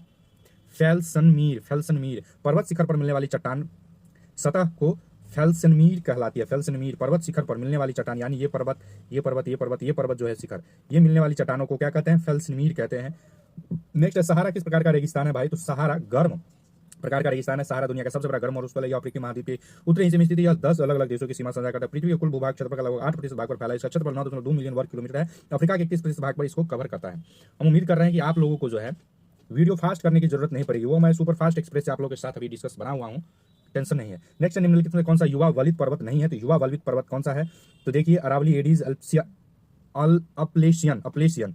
तो युवा वलित पर्वत नहीं है, युवा वलित पर्वत नहीं है। तो एंडीज जो है युवा वलित पर्वत जो है, सब तो इसमें जो है युवा वलित पर्वत नहीं है। तो उपयुक्त में से जो विकल्पों को, एंडीज पर्वत को छोड़कर अरावली व अपलेशियन दोनों ही युवा वलित पर्वत नहीं है। यानी अरावली बहुत पुराना है और अपलेशियन दोनों ही बहुत पुराना है, इसीलिए डी उत्तर हो जाएगा। ये प्राचीन वलित मोरदार पर्वत है। तो अरावली और अपलेशियन जो है ये प्राचीन वलित मोरदार पर्वत है। मोरदार पर्वत है, ठीक है, मोरदार पर्वत है। कौन कौन? अरावली व अपलेशियन। यूराल पर्वत, अरावली पर्वतमाला और अपलेशियन पुराने पर्वतमाला के उदाहरण है। जब चट्टानों में पृथ्वी की आंतरिक शक्तियों के कारण मोर वलन पड़ता है तो उसे वलित या मोरदार पर्वत कहते हैं। तो एडीज पर्वत जो है नया पर्वत है। नेक्स्ट है ज्वालामुखी एवं भूकंप से संबंधित क्वेश्चन, आइए देखते हैं क्वेश्चन नंबर 23। जो लोग अभी तक स्पीडी करंट अफेयर नहीं देखे हैं तो हमने उसको कंप्लीट डिस्कस कर दिया है, आप जाके उसे देखिए। नेक्स्ट आइए, निम्नलिखित में से कौन सा एक भूकंप गंभीर विध्वंसकारी है? तो निम्नलिखित में से कौन सा एक भूकंप गंभीर और विध्वंसकारी है भैया? तो बताइए कौन सा विध्वंसकारी हो जाएगा? ज्वालामुखी भूकंप, भ्रंशमूलक भूकंप, प्लूटोनिक भूकंप। तो कौन सा हो जाएगा भूकंप जो है विध्वंसकारी होता है? तो भ्रंशमूलक, टेक्टोनिक अर्थक्वेक जो होता है, टेक्टोनिक अर्थक्वेक क्या होता है? ये प्लेट हो गया, ठीक है, और ये प्लेट हो गया। जब ये दोनों प्लेट आपस में टकराएंगे तो इसी को टेक्टोनिक प्लेट, टेक्टोनिक अर्थक्वेक कहते हैं। यही जो दो प्लेट टकराएंगे, ये प्लेट और ये प्लेट जो आपस में टकराएंगे, तो ये बहुत ही भ्रंशमूलक भूकंप होता है। टेक्टोनिक अर्थक्वेक, टेक्टोनिक प्लेट टकराने से टेक्टोनिक भ्रंशमूलक, दोनों जो टकराते हैं भ्रंशमूलक। कोई नहीं, आप रिजल्ट एडुशाला एकेडमी के साथ बने रहिए गोल्डन बाबू, सारा क्वेश्चन याद हो जाएगा। यहाँ पे जो भी बच्चे पढ़ते हैं उनको यही प्रॉब्लम होता है, कैसे याद होगा। तो बार बार जो है हम पढ़ाते हैं। अभी आप ये टीआरई 1 2 3 का क्वेश्चन देख रहे हैं, अब जो है इसके बाद ये खत्म हो जाएगा। तो बीपीएससी का जो है 38वां बीपीएससी से 71वां बीपीएससी तक जब आप क्वेश्चन करेंगे, 2 बार पढ़ेंगे, फिर 3 बार पढ़ेंगे, इसी प्रकार से ये सब क्वेश्चन आपको याद हो जाएगा, दिमाग में घुस जाएगा। याद करने को टेंशन नहीं लेना है, एकदम धुआंधार तरीके से याद होगा। आप हमारे साथ बने रहिए, बस 3 से 4 क्लास आप कीजिए, इसके बाद फिर आप कहिए कि हमको क्वेश्चन याद नहीं हो रहा है। ठीक है, बस कुछ दिन हमारे साथ बने रहिए। चैनल को सब्सक्राइब कीजिए, अपने आसपास पड़ोसी दोस्तों से भी सब्सक्राइब कराइए, वीडियो को लाइक कीजिए। हमारे चैनल को अगर आप चाहते हैं, आपसे भी जितने भी देख रहे हैं मेरे दोस्त, तो आप चैनल को ज्वाइन कर सकते हैं। यहाँ देखिए, भ्रंशमूलक भूकंप एक गंभीर तथा विध्वंसकारी होते हैं। ये भूकंप प्लेट टेक्टोनिक सीमाओं पर आते हैं। इन भूकंप के दौरान निकलने वाली ऊर्जा अविश्वसनीय रूप से शक्तिशाली होती है और व्यापक क्षति होती है। तो टेक्टोनिक सीमाओं पर होती है। 24 नंबर है, ज्वालामुखी क्रिया की अंतिम प्रतीक क्या है? तो क्या है? धुआंरे वातिमुख, धुआंरे वातिमुख जो ज्वालामुखी क्रिया की अंतिम क्रिया है। ये टीआरई 1 2 3 एग्जाम में पूछा। ज्वालामुखी क्रिया के अंतिम प्रतीक धुआंरे, वतीक मुख है, गेसर गर्म जल के स्रोत हैं। गेसर क्या है? गर्म जल का स्रोत है, जिसे समय समय पर गर्म जल फुहारे के रूप में निकलते हैं। ज्वालामुखी क्षेत्र के ऊपर स्थित कीपकार ग्रत को क्रेटर कहते हैं। क्रेटर किसे कहते हैं? क्रेटर जो हो गया, ये मान लीजिए ज्वालामुखी है, ये धधकता हुआ, तो इसी इसको मुंह को क्रेटर कहते हैं। ठीक है, चलिए। सिंह आयना जी, स्वागत है आप सभी का, बहुत बढ़िया। सिंह जी, टफ किससे संबंधित है? हम अभी ज्योग्राफी का देख रहे हैं, विश्व का भूगोल, भारत का भूगोल कंप्लीट कर दिया गया, आधुनिक इतिहास कंप्लीट कर दिया गया। विश्व का भूगोल क्वेश्चन नंबर 25 देख रहे हैं, बीपीएससी टीआरई 1 2 3 का क्वेश्चन बैंक, क्लास 5 से लेकर 12 तक का। तो टफ किसे कहते हैं? टीआरई 3 6 to 8 का है। टफ किसे कहते हैं? ज्वालामुखी राख को टफ कहते हैं। ज्वालामुखी के राख को टफ कहते हैं। ज्वालामुखी के राख को टफ कहते हैं। टफ किसी ज्वालामुखी उद्गार के दौरान बाहर निकलने वाली ज्वालामुखी राख की संपीड़न से गठित सैलों का एक प्रकार है। टफ को कभी कभी टूटा टूफा भी कहा जाता है। टफ को टूफा टूफा भी कहा जाता है। फूफा नहीं समझ लेना है, टूफा कहा जाता है। ठीक है, फूफा टूफा में अंतर नहीं है ज्यादा, तो टूफा को बिल्कुल गाइड कर देंगे। लास्ट में हम आपसे बात करते हैं गोल्डन बाबू, ठीक है। तो टूफा किसको कहते हैं? तो आराम से समझिए, टूफा या टफ किसी ज्वालामुखी उद्गार के दौरान बाहर निकली गई ज्वालामुखी के राख के संपीड़न से गठित सेल का एक प्रकार है। टफ को कभी कभी टूफा भी कहते हैं, खासकर जब इस पर एक निर्माण सामग्री के रूप में इस्तेमाल किया जाता है। हालांकि टूफा भी एक अलग प्रकार का शेल है। यह किसी सेल में टफ का प्रतिशत 50 से अधिक होता है, वह सेल टफ मैं कहलाता है। भ्रंश स्कर्प क्या है? भ्रंश स्कर्प क्या है? बीपीएससी टीआरई 3 1 to 5 का कैंसिल वाम एग्जाम था। तो भ्रंश क्या है बताइए? तो भ्रंश क्या ऑप्शन है? संरचनात्मक, अपवर्तनात्मक, विवर्तनिका और उपयुक्त में से एक से अधिक। तो भ्रंश क्या है? आइए इसको देखते हैं, भ्रंश क्या है। तो भ्रंश स्कार्प विवर्तनिका विस्थापन से बनते हैं। यह एक समतल पर रैखिक क्षेत्र है, जहां समतल की एक तरफ चट्टानों की दूसरी तरफ चट्टान से खिसक जाती है, आमतौर पर भूकंप से जुड़ी होती है। गोल्डन कुमार जी, ज्योग्राफी में आपको थोड़ा सा अगर दिक्कत हो रहा है तो आप हमारे हिस्ट्री का क्लास देखिएगा। हिस्ट्री का क्लास को बहुत बेहतरीन एकदम बच्चे की तरीके से समझाए हैं हम। आधुनिक इतिहास जो मॉडर्न हिस्ट्री का जो सेगमेंट है, आप प्लेलिस्ट खोलिएगा, उसमें आपको दिख जाएगा बीपीएससी टीआरई 4 वाला प्लेलिस्ट खोलिएगा, उसमें आपको ये बुक में लिखा होगा, क्या बोलते हैं उसे, टाइटल में मॉडर्न हिस्ट्री। तो उसको देखिएगा, पूरा 3 घंटे या 2 घंटे का क्लास है, बहुत बेहतरीन तरीके से समझाया गया है बेसिक चीज। ठीक है, उसको देखिएगा, आपका मन खुश हो जाएगा। आइए 27 नंबर क्वेश्चन, भूकंप की तीव्रता का मापन किस मशीन के द्वारा किया जाता है? सिस्मोग्राफ के द्वारा किया जाता है। 20 मिनट 70 ग्राम कीजिए, मोबाइल देखिए, हो गया। तो भूकंप की तीव्रता का मापन किस मशीन के द्वारा किया जाता है? तो सिस्मोग्राफ के द्वारा किया जाता है। ये क्वेश्चन तो आपको पता ही होगा। आइए इसमें और थोड़ा सा जान लेते हैं कि बैरोमीटर का प्रयोग वायु दाब मापने में होता है। बैरोमीटर का प्रयोग वायु दाब मापन में होता है। मैनोमीटर का प्रयोग दाब मापने के लिए किया जाता है। तो किसी प्रेशर को मापने के लिए मैनोमीटर का, बैरोमीटर का वायु दाब मापने के लिए किया जाता है। नेक्स्ट, रिएक्टर स्केल किसका मापन करता है? तो रिएक्टर स्केल जो है भूकंप का मापन करता है, अर्थक्वेक का। तो देखिए, आप बोलते हैं रिपीट क्वेश्चन, देखिए रिपीट क्वेश्चन ये पूछ रहा है गोल्डन बाबू, रिएक्टर स्केल भूकंप का कर रहा है, भूकंप की तीव्रता मापने के लिए सिस्मोग्राफ, ये घूर फिर के वही क्वेश्चन सब आ रहा है, रिपीट हो रहा है। ठीक है, तो इसीलिए क्वेश्चन देखना हमें जरूरी हो जाता है। नेक्स्ट है, निम्नलिखित में से भूकंप की गहनता मापनी है तो क्या उपयोग में लाया जाता है? तो देखिए बीपीएससी टीआरई को 2 में, तो इसमें ऑप्शन बी हो जाएगा, मर्केली मर्केली पैमाना, मर्केली स्केल को मापा जाता है, मर्केली स्केल के माध्यम से मापा जाता है। मर्केली पैमाना भूकंप की तीव्रता नापने हेतु उपयोग में लाया जाता है। भूकंप की गहनता मापन, भूकंप की तीव्रता, उसकी परिभाषा निकाला जाता है भूकंप। नेक्स्ट है, भूकंप से संबंधित निम्नलिखित में से कौन सा कथन सत्य है? बताइए। तो पी तरंगे, तो आइए, भूकंप से संबंधित जो है कौन सा कथन सत्य है? तो यहाँ पे एक बात आप लोग जान लीजिए। यहाँ तो भूकंप से संबंधित, भूकंप तरंगों के धरातल पर उद्गम केंद्र के रूप में स्थान को अधिक केंद्र कहते हैं। अगर मान लीजिए यहाँ पे पूरा पृथ्वी है ये, और यहाँ पे भूकंप आया तो इसे अधिक केंद्र कहेंगे, अधिक केंद्र कहेंगे इसको। ठीक है, भूकंप की भविष्यवाणी के अध्ययन में जानवरों का व्यवहार अध्ययन किया जाता है। भूकंप के दौरान 3 तरंगे उत्पन्न होती है। भूकंप के दौरान 3 तरंगे उत्पन्न होती है, प्राथमिक अथवा अनुदैर्घ्य तरंगे, प्राथमिक अथवा अनुदैर्घ्य, इन्हें पी तरंगे कहा जाता है। प्राथमिक तरंगे को पी तरंगे भी कहते हैं।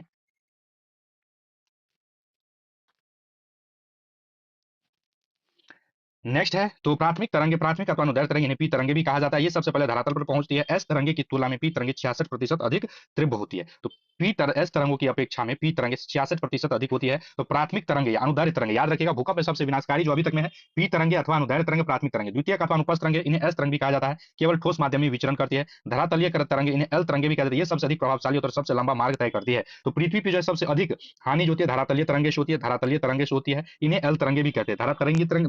धरातलीय तरंगे को एल तरंगे भी कहते हैं। ये सबसे अधिक विनाशकारी, प्रभावशाली और सबसे लंबा मार्ग तय करते हैं। यानी कि सबसे लंबा यहाँ पे, अगर यहाँ पे भूकंप आ गया है, अगर पी तरंगे इतना दूर जा रहा है और एस तरंगे यहाँ तक आ रहा है, एल तरंगे जो है यहाँ तक जाएगा। सबसे अधिक लंबा मार्ग तय करता है एल तरंगे, और एल तरंगे को ही धरातलीय तरंगे भी कहते हैं।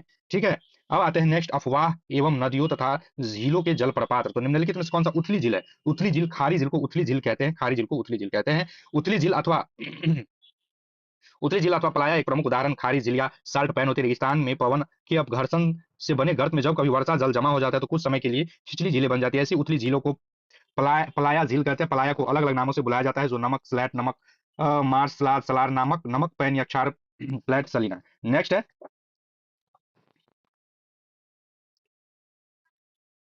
69 बीपीएससी का क्वेश्चन है। 69 बीपीएससी का क्वेश्चन कितना बड़ा है देख लीजिए। सतह क्षेत्रफल के हिसाब से विक्टोरिया झील दुनिया की तीसरी सबसे बड़ी मीठे पानी की झील है। तो बिल्कुल गलत, ये गलत है। ठीक है, विक्टोरिया सबसे मीठी पानी की झील नहीं है।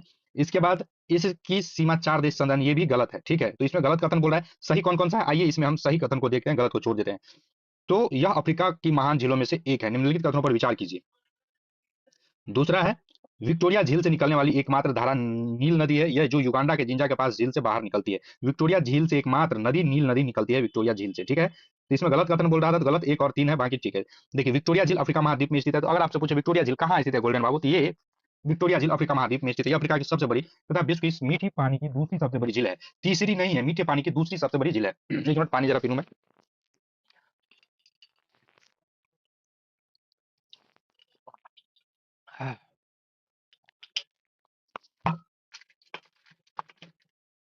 विक्टोरिया झील अफ्रीका महाद्वीप में स्थित है। अफ्रीका की सबसे बड़ी तथा विश्व की मीठे पानी की दूसरी सबसे बड़ी झील है। इसकी सीमा में 3 देश केन्या, युगांडा, तंजानिया से लगती है। तो एक बात जान लीजिए, विक्टोरिया झील की सीमा जो है 3 देश केन्या, युगांडा, तंजानिया से लगती है। विक्टोरिया झील श्वेत नील नदी का उद्गम स्रोत है। विषुवत रेखा इस झील से होकर गुजरती है। नेक्स्ट आइए, निम्नलिखित में कौन सा उत्तरी अमेरिका महाद्वीप की लेक सुपीरियर के संबंध में सही है? तो लेक सुपीरियर के संबंध में जो है सही है, यह कनाडा और यूएस के मध्य भौगोलिक सीमा बनाती है। तो लेक सुपीरियर यूएस और कनाडा के मध्य भौगोलिक सीमा बनाती है। यहाँ पे देख लीजिए, सुपीरियर झील उत्तरी अमेरिका महाद्वीप और कनाडा के बीच संयुक्त राज्य अमेरिका के मध्य भौगोलिक सीमा बनाती है। सुपीरियर झील विश्व की तीसरी सबसे बड़ी झील है। यहाँ सुपीरियर सहित यूएसए की सीमा में संयुक्त रूप से जुड़ी 5 झीलें क्रमशः सुपीरियर। चलिए नेक्स्ट है, निम्नलिखित में से कौन सा देश अमेजन नदी बेसिन का एक हिस्सा है? तो अमेजन बेसिन नदी का एक हिस्सा कौन सा है? वेनेजुला है। अमेजन बेसिन नदी का हिस्सा कौन सा है? वेनेजुला है। नेक्स्ट है, अमेजन नदी विश्व की सर्वाधिक विस्तृत व द्वितीय सबसे लंबी नदी है। दक्षिण अमेरिका महाद्वीप के एडीज पर्वत से निकलकर दक्षिण अमेरिका के देश Peru, Brazil, Bolivia, Ecuador, Colombia, Venezuela, Guyana, Suriname के जल ग्रहण क्षेत्र को प्रभावित होती है। अटलांटिक महासागर में गिरती है। अमेजन विश्व की सर्वाधिक विस्तृत व द्वितीय सबसे बड़ी नदी है। यह दक्षिण अमेरिका के महाद्वीप में एडीज पर्वत से निकलकर, कहाँ पे? तो दक्षिणी अमेरिका महाद्वीप के एडीज पर्वत से निकलती है। नेक्स्ट, महासागरीय जलधाराएं एवं महासागर। एल नीनो धारा कहाँ प्रभावित होती है? तो एल नीनो प्रशांत महासागर में प्रभावित होती है। 69 बीपीएससी का क्वेश्चन है, एल नीनो कहाँ प्रभावित होती है? 69 बीपीएससी में। भैया आपको इतना क्वेश्चन कैसे पढ़ लेते हैं हम? पढ़ लेते हैं, आपको जोर नहीं आता है क्या? जोर क्या होता है भैया? तो एल नीनो धारा कहाँ प्रभावित होती है? तो एल नीनो प्रशांत महासागर में प्रभावित होती है। एल नीनो धारा प्रशांत महासागर में प्रभावित होती है। एल नीनो एक ज्वालीय जलवायु पैटर्न है जो पूर्वी उष्णकटिबंधीय प्रशांत महासागर में सतही जल के आसपास सामान्य रूप से तापन की स्थिति को दर्शाता है। देखिए हमारे साथ पढ़िएगा, हम लाइव जो है 5-5 घंटे जो ऐसे ही पढ़ाते रहते हैं, और आप हमारे साथ बैठ के जो पढ़िएगा तो मजा आ जाएगा आपको। ठीक है, बैठ के आप आज आपका आज ये पहला क्लास है, आप पुराना मैराथन क्लास देखिएगा, और बीपीएससी टीआरई 4 का जो प्ले लिस्ट है उसमें हिस्ट्री का सेगमेंट देख लीजिएगा, या पास्ट लाइव स्ट्रीम में हिस्ट्री जो फाइल बना होगा, हिस्ट्री वाला जो सेक्शन मतलब टॉपिक लिखा होगा उसको आप पढ़ लीजिएगा सेम थंबनेल में। ठीक है, जोर मतलब जोर से। आलस, आलस, अच्छा, आलस आलस आलस नहीं आता है। आप लोग जब कमेंट करते हैं तो हमें एनर्जी मिल जाता है। बूस्टर डोज जानते हैं ना? तो कमेंट जैसे ही आता है हमको बूस्टर डोज मिल जाता है। कमेंट करते हैं, पढ़ते हैं, हमको एनर्जी आ जाता है। आप लोग लाइव रहते हैं तो हमको एनर्जी आ जाता है। ये इसका राज है। इसलिए हम चाहते हैं लाइव क्लास ना, रिकॉर्डेड क्लास हम नहीं लेते हैं। लाइव क्लास इसलिए लेते हैं ताकि बच्चे कमेंट करते रहते हैं, मन लगा रहता है बात करने में। ठीक है, आइए जल संधि महासागरीय गर्त पढ़ते हैं। पनामा नहर निम्नलिखित में से किसको जोड़ती है? तो पनामा नहर जो है अटलांटिक महासागर एवं प्रशांत महासागर को जोड़ती है। पनामा नहर जो है अटलांटिक एवं प्रशांत महासागर को जोड़ती है। ध्यान रहेगा गोल्डन बाबू, पनामा नहर किसको जोड़ती है? अटलांटिक एवं प्रशांत महासागर को जोड़ती है। ठीक है, पनामा नहर अटलांटिक महासागर एवं प्रशांत महासागर को जोड़ती है। पनामा नहर मानव निर्मित एक जलमार्ग है और पनामा देश में स्थित है। तो जो लोग अभी हमसे जुड़ रहे हैं, प्लीज वीडियो को लाइक शेयर एंड सब्सक्राइब जरूर कर दीजिएगा। आइए देखते हैं वायुमंडल का संगठन। वायुमंडल अपनी अधिकतम ऊर्जा प्राप्त करती है, तो वायुमंडल अपनी अधिकतम ऊर्जा जो है शॉर्ट क्या बोलते हैं, वायुमंडल अपनी अधिकतम ऊर्जा प्राप्त करती है लॉन्ग वेव दीर्घ पार्थिव विकिरण तरंगों से। ऑप्शन ए इसका सही है, दीर्घ पार्थिव विकिरण तरंगों से, लॉन्ग वेव रेडिएशन से, लॉन्ग वेव रेडिएशन से अपनी अधिकतम ऊर्जा प्राप्त करती है। वायुमंडल अपनी अधिकतम ऊर्जा जो है अधिकतम ऊर्जा दीर्घ पार्थिव विकिरण से प्राप्त करती है। पृथ्वी को जो सूर्य ताप प्राप्त होता है वह लघु तरंग के रूप में होता है, लेकिन पृथ्वी पर जो सूर्य ताप आता है वो लघु तरंग के रूप में आता है, शॉर्ट लघु तरंग के रूप में आता है। परंतु यह तरंगे वायुमंडल को गर्म नहीं करते। जब यह तरंगे पृथ्वी से टकराकर दीर्घ पार्थिव विकिरण के रूप में वापस वायुमंडल में प्रवेश करती है, उसे गर्म करती है। तो यहाँ पे क्वेश्चन है, वायुमंडल अपनी अधिकतम ऊर्जा प्राप्त करती है दीर्घ पार्थिव विकिरण से, लेकिन पृथ्वी जो गर्म होता है वो लघु पार्थिव विकिरण से, शॉर्ट वेव रेडिएशन से गर्म होता है। ठीक है, 1 to 5 में इतना आसान क्वेश्चन पूछा था और गलती करके बहुत सारे गधे बच्चे लोग आ गए थे। आवाज फ्लक्चुएट नहीं कर रहा है, जा रहा है, आवाज क्लियर है? आप सभी कमेंट कीजिएगा। वायुमंडल में ऑक्सीजन का वृहद एवं उच्च स्रोत है। वायुमंडल में ऑक्सीजन का वृहद एवं, बस भैया एग्जाम निकल जाए यही चाहते हैं। बिल्कुल एग्जाम निकल जाएगा, आप हमारे साथ बने रहिएगा, एग्जाम एग्जाम सब निकल जाएगा, टेंशन मत लीजिए, एग्जाम पास ही पास है। बने रहिए हमारे साथ बस। नेक्स्ट, वायुमंडल में ऑक्सीजन का वृहद एवं उच्च स्रोत कौन सा है? तो समुद्री पौधे के प्रकाश संश्लेषण। तो अगर आपसे पूछे कि वायुमंडल में सबसे अधिक जो है ऑक्सीजन किससे प्राप्त होता है, तो वो होता है समुद्र के अंदर जो शैवाल होते हैं उससे होता है। वायुमंडल में ऑक्सीजन का वृहद उच्च स्रोत जो है समुद्री पौधे प्रकाश संश्लेषण के माध्यम से प्राप्त। इसके पश्चात जंगल के पौधे, समुद्री पौधे जैसे फाइटो प्लैंकटन, केल्प, शैवाल इत्यादि सबसे अधिक ऑक्सीजन पैदा करते हैं। तो सबसे अधिक ऑक्सीजन पैदा पेड़ पौधे से नहीं होता है, समुद्र के अंदर जो जलीय जीव है, समुद्र के अंदर जो पेड़ पौधे होते हैं, सॉरी जलीय जीव नहीं, पेड़ पौधे, पौधे जो होते हैं, शैवाल होते हैं, फाइटोप्लैंक्टन होते हैं, केल्प होते हैं, इस सबसे ऑक्सीजन आता है। ठीक है, नेक्स्ट है ओजोन ओ3 के बारे में कुछ सत्य क्या है? तो ओजोन ई3 के बारे में कौन सा कथन सत्य है, बताइए? तो दर्घ तरंगे का विकिरण को अवशोषित करती है, यह वायुमंडल के अत्यधिक अस्थायी गैस है, यह मध्यमंडल में पाई जाती है उपयुक्त में से एक से अधिक। तो ऑप्शन ए तो इसका सही हो जाएगा ओजोन के बारे में। ठीक है, ई इसका उत्तर है ओजोन ई3 जो है, ओजोन ओ3 मध्यम आवृत्ति वाली परावैंगनिक विकिरण को अवशोषित करती है, मंडल में परिवर्तनशील गैस है जो समताप मंडल में पाई जाती है। अगर आपसे पूछे कि ओजोन गैस, ओजोन जो ओ3 कहाँ पाई जाती है, तो समताप मंडल में पाई जाती है। ओजोन जो है ओ3 कहाँ पाई जाती है, समताप मंडल में पाई जाती है, और यह पारावैंगनिक विकिरण को अवशोषित करती है। पिछले वाला आंसर जो है गलत था, ये मैंने बोला था वो गलत था। सही उत्तर जो ऑप्शन ई हो जाएगा, इनमें से कोई नहीं। ओजोन कहाँ पाया जाता है, समताप मंडल में, समताप मंडल में ओजोन ओ3 पाया जाएगा। अगर आप जब भी आप भूल जाए कि किस मंडल में पाया जाता है, समताप मतलब सम बराबर एक लकीर बनाइएगा, ओ यहाँ बनाइएगा, ओ देखिएगा बराबर आएगा समताप मंडल में O3। तो ठीक है, O3 कहाँ समताप मंडल में पाया जाता है, परिवर्तनशील, और यह पारावैंगनिक विकिरण को अवशोषित करता है, पारावैंगनिक विकिरण को जो सूर्य से आता है। नेक्स्ट है, वायुमंडल में ऑक्सीजन का प्रतिशत कितना है, बताइए गोल्डन बाबू, वायुमंडल में ऑक्सीजन प्रतिशत कितना है? 21% है। नेक्स्ट आइए, वायुमंडल में किस परत में हवाई जहाज उड़ता है भैया? तो हवाई जहाज समताप मंडल में उड़ता है, समताप मंडल में हवाई जहाज उड़ता है। समताप मंडल में जहां समताप, समताप, समानताप, समताप, बराबर बराबर, सम मतलब बराबर, तो समताप मंडल में, वायुमंडल में हवाई जहाज उड़ता है। वायुमंडल की परत समताप मंडल में हवाई जहाज उड़ता है, यह वायुमंडल की दूसरी परत है और क्षोभ मंडल के ऊपर और मध्य मंडल के नीचे पाई जाती है, जिससे हवाई जहाज उड़ना आसान होता है। इसी परत में ओजोन परत पाई जाती है। ओजोन परत समताप मंडल में, हवाई जहाज जो है समताप मंडल में पाई जाती है। देखिए, आप लोगों को लगता है वीडियो फंस चुका है ना? नहीं फंसा है, ये नेटवर्क का बेवकूफी के कारण ये हो रहा है, नहीं चल रहा है ना।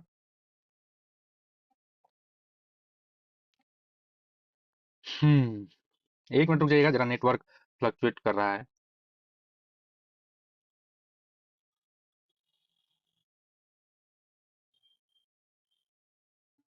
हाँ ये सब पढ़े हैं लेकिन भूल जाते हैं, साइंस याद।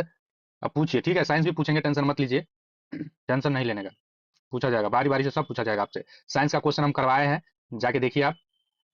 क्या हो गया ये? वायुमंडल की दूसरी परत हवाई मंडल, ये सब भूल जाते हैं तो आप पढ़ते नहीं, बार बार रिवीजन नहीं करते हैं, पीवाईक्यू सब देखते रहिएगा तो नहीं भूलिएगा, नहीं कर रहे हैं, सही है। ठीक है, चलिए, वायुमंडल की किस परत का तापमान सबसे कम होता है? तो मध्य मंडल का तापमान सबसे कम होता है, वायुमंडल के मध्य मंडल का तापमान सबसे कम होता है। वायुमंडल में कई गैसों का सांद्र पाया जाता है, यह सांद्र वायुमंडल में सबसे निचली परत क्षोभ मंडल है, यानी कि क्षोभ मंडल से वायुमंडल शुरू हो जाता है, समताप मंडल दूसरा, इसी में वायु U3 और एरोप्लेन उड़ता है। यहाँ पर मौसम संबंधी घटनाएं पाई जाती है, क्षोभ मंडल में मौसम संबंधी घटनाएं पाई जाती है। इसका तापमान कितना है, -58 डिग्री सी होता है, जबकि समताप मंडल क्षोभ मंडल से ऊपर है, जहां 10 से 50 किलोमीटर तक फैली, यहाँ तापमान लगभग 4 डिग्री सी होता है। मध्य मंडल की ऊंचाई लगभग 85 किलोमीटर तक फैली है, इस परत में सबसे कम तापमान पाया जाता है, यहाँ का तापमान लगभग 90 डिग्री सेल्सियस होता है। मध्य मंडल की ऊंचाई लगभग 85 किलोमीटर तक फैली है, इस परत में सबसे कम तापमान पाया जाता है। इसके बाद बाह्य वायुमंडल या आयन मंडल, बहिर्मंडल पाया जाता है। नेक्स्ट है, निम्नलिखित में से कौन सा पृथ्वी की सतह से शुरू होकर वायुमंडल की परत को सीधा है? तो इसका सही उत्तर क्या हो जाएगा, आइए यहाँ पे देखिए।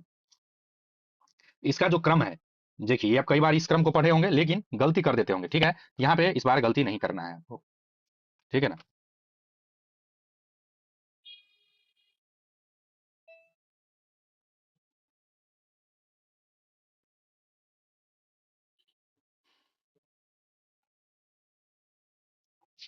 देखिए, तो निम्नलिखित में से कौन सा विकल्प पृथ्वी की सतह से शुरू होकर वायुमंडल के, तो ऑप्शन ए है, पहला आएगा क्षोभ मंडल, फिर समताप मंडल, उसके बाद मध्य ताप मंडल और बहिर्मंडल। तो क्षोभ मंडल पहला आ जाएगा, बहिर्मंडल लास्ट में, समताप मंडल दूसरा नंबर पे आएगा, मध्य मंडल तीसरा पे, और ताप मंडल चौथा पे, पांचवा पे बहिर्मंडल आ जाएगा। तो किस प्रकार का क्वेश्चन पूछा जाता है देख लीजिए जरा सा, इंग्लिश में भी जान लीजिए। क्षोभ मंडल को ट्रोपोस्फेयर, समताप मंडल को स्ट्रोस्फेयर, मध्य मंडल को मेसोस्फेयर, आयन मंडल को एनोस्फेयर, बहिर्मंडल को एक्सोस्फेयर बोलते हैं। अब आते हैं वायु दाब, आर्द्रता, पवन संचार तथा चक्रवात। आइए इसको हम मिलान करते हैं। फान जो है ग्रम स्थलीय हवा का नाम है, ग्रम स्थानीय हवा का नाम है। फान जो है ग्रम स्थानीय हवा का नाम है, ठीक है। चिनुकू बर्फ खाने वाली हवा है, बर्फ खाने वाली हवा है। मिस्ट्रियल ठंडी स्थानीय हवा को कहा जाता है। घाटी हवा दैनिक हवा को घाटी हवा कहा जाता है। नेक्स्ट, निम्नलिखित में से कौन सा भूमध्य सागर से भारत से उत्तर पश्चिम भाग की ओर चलती है, तो पश्चिमी विक्षोभ ऑप्शन ए इसका सही है। कितना नंबर क्वेश्चन है, 52 हो गया, 55 पे ये खत्म हो जाएगा, ठीक है। नेक्स्ट है, शीतकाल में उत्तर पश्चिम भारत में सक्रिय रहने वाले पश्चिमी विक्षोभ की उत्पत्ति स्थल कौन सा है, तो ऑप्शन सी है पश्चिमी एशिया का भूमध्य तटीय सागर, ऑप्शन सी इसका सही उत्तर है। नेक्स्ट है जलवायु, घास एवं घास के मैदान, तो छितरे हुए वृक्ष वाले घास के मैदान क्या कहलाते हैं, सवाना कहलाते हैं। छितरे हुए वृक्ष वाले घास के मैदान सवाना कहलाते हैं। नेक्स्ट है, निम्नलिखित में से कौन सा जीवोम बायोम चैपेरल के रूप में जाना जाता है, तो ऑप्शन सी भूमध्य सागरीय झाड़ी वन पाए जाते हैं।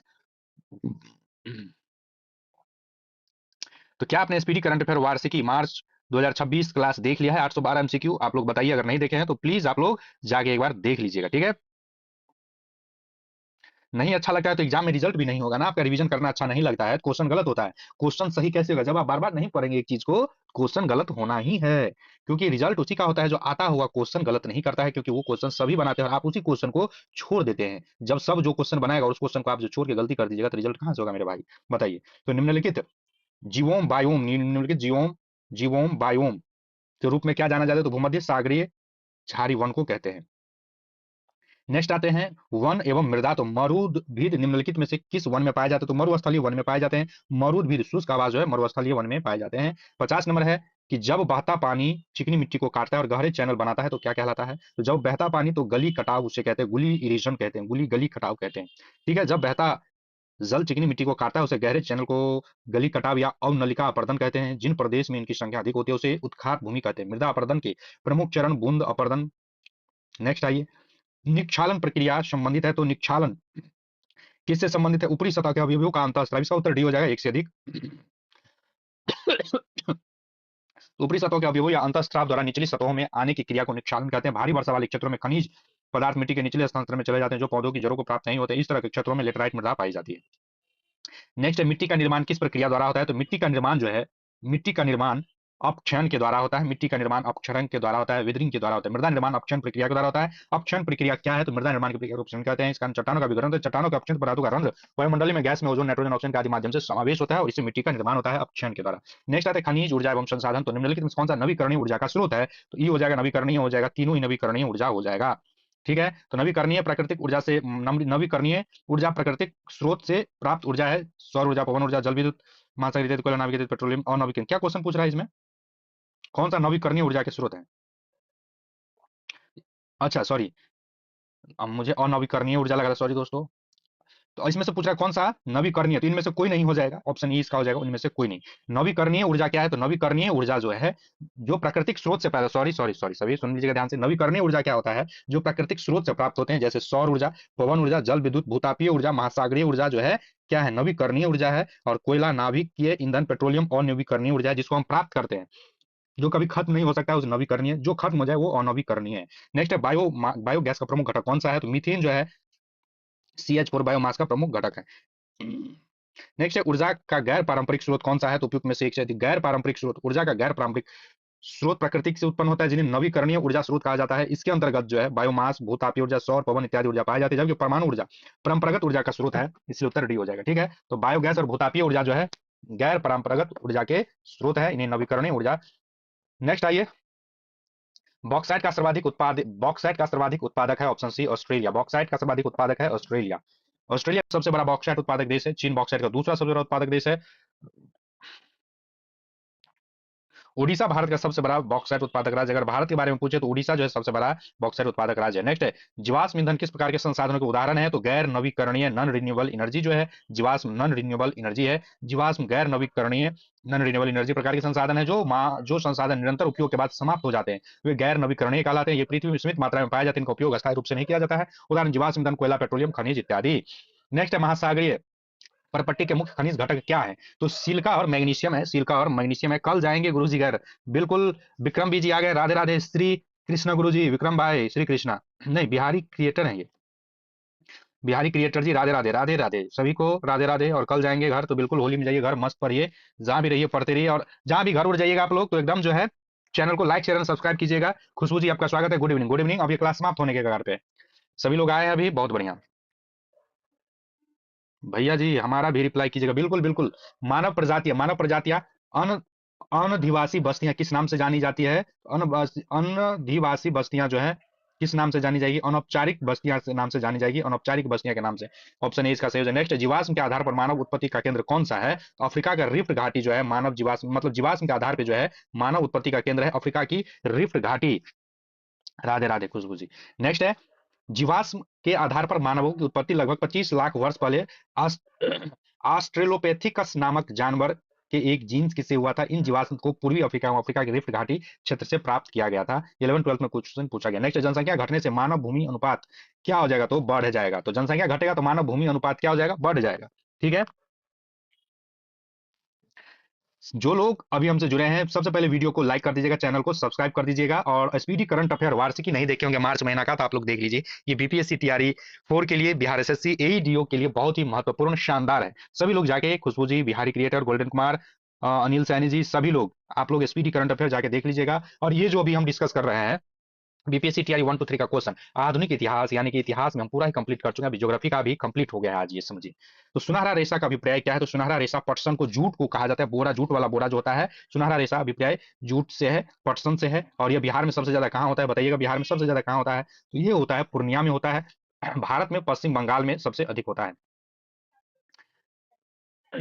नेक्स्ट है, बलूचिस्तान में चलवासी का तंबू कहते हैं किस, किजसी को कहते हैं, किसको? किजसी को। बलूचिस्तान में जो है, गुलिस्तान में चलवासी खानाबदोश का तंबू किजसी कहलाता है। खानाबदोश से तात्पर्य उन लोगों से है जो एक स्थान से दूसरे स्थान पर विचरण करके अपना जीवन व्यतीत करते हैं। नेक्स्ट है, स्थानांतरणशील कृषि के स्थानीय नाम और संबंधित देश का सही युग्म कौन सा? ऑप्शन सी है लंदाग मलेशिया, लंदाग मलेशिया। आइए विविध देखते हैं, विविध में कितना क्वेश्चन है। विविध ये खत्म हो जाएगा, इसके बाद ये लास्ट क्वेश्चन है, समझिए। स्लैट स्लैट क्या है? स्टाइलेक्टाइट, स्टैलेक्टाइट एवं स्टैग्लिग्माइट स्थलाकृतियां बनती है, तो किससे बनती है? ऑप्शन सी इसका सही उत्तर है, बर्फ द्वारा बनती है। मिसलेनियस क्वेश्चन देख रहे हैं अब हम। तो स्टैलेक्टाइट एवं स्टाइलेग्माइट स्थलकृतियां बर्फ द्वारा बनती है, स्नो एक्शन के द्वारा बनती है ये स्थलकृतियां। यहां पर देख लीजिए जरा, बहुत बढ़िया क्वेश्चन है। स्टेलेक्टाइड कंदराओं में चूने युक्त जल के टपकने से कंदरा के छत के सहारे चूने के जमाव से उल्टे स्तंभ रूपी संरचना का निर्माण होता है, उसे एक्सटेक्टलाइट कहते हैं। और स्टेगलिगमाइट क्या है? तो कंदराओं की छत से फर्श पर टपकने वाला चूना मिश्रित जल से निर्मित होकर स्तंभ रूपी संरचना स्टेगलिमाइट का निर्माण करती है। नेक्स्ट क्वेश्चन आइए देखिए, यहाँ पे है,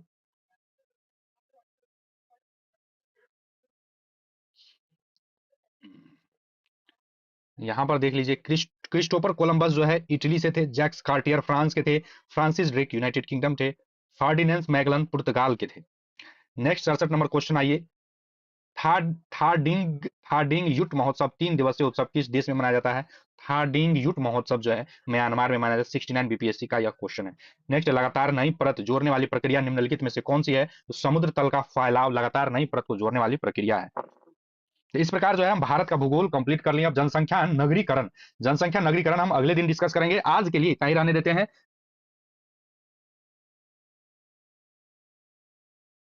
3, 2,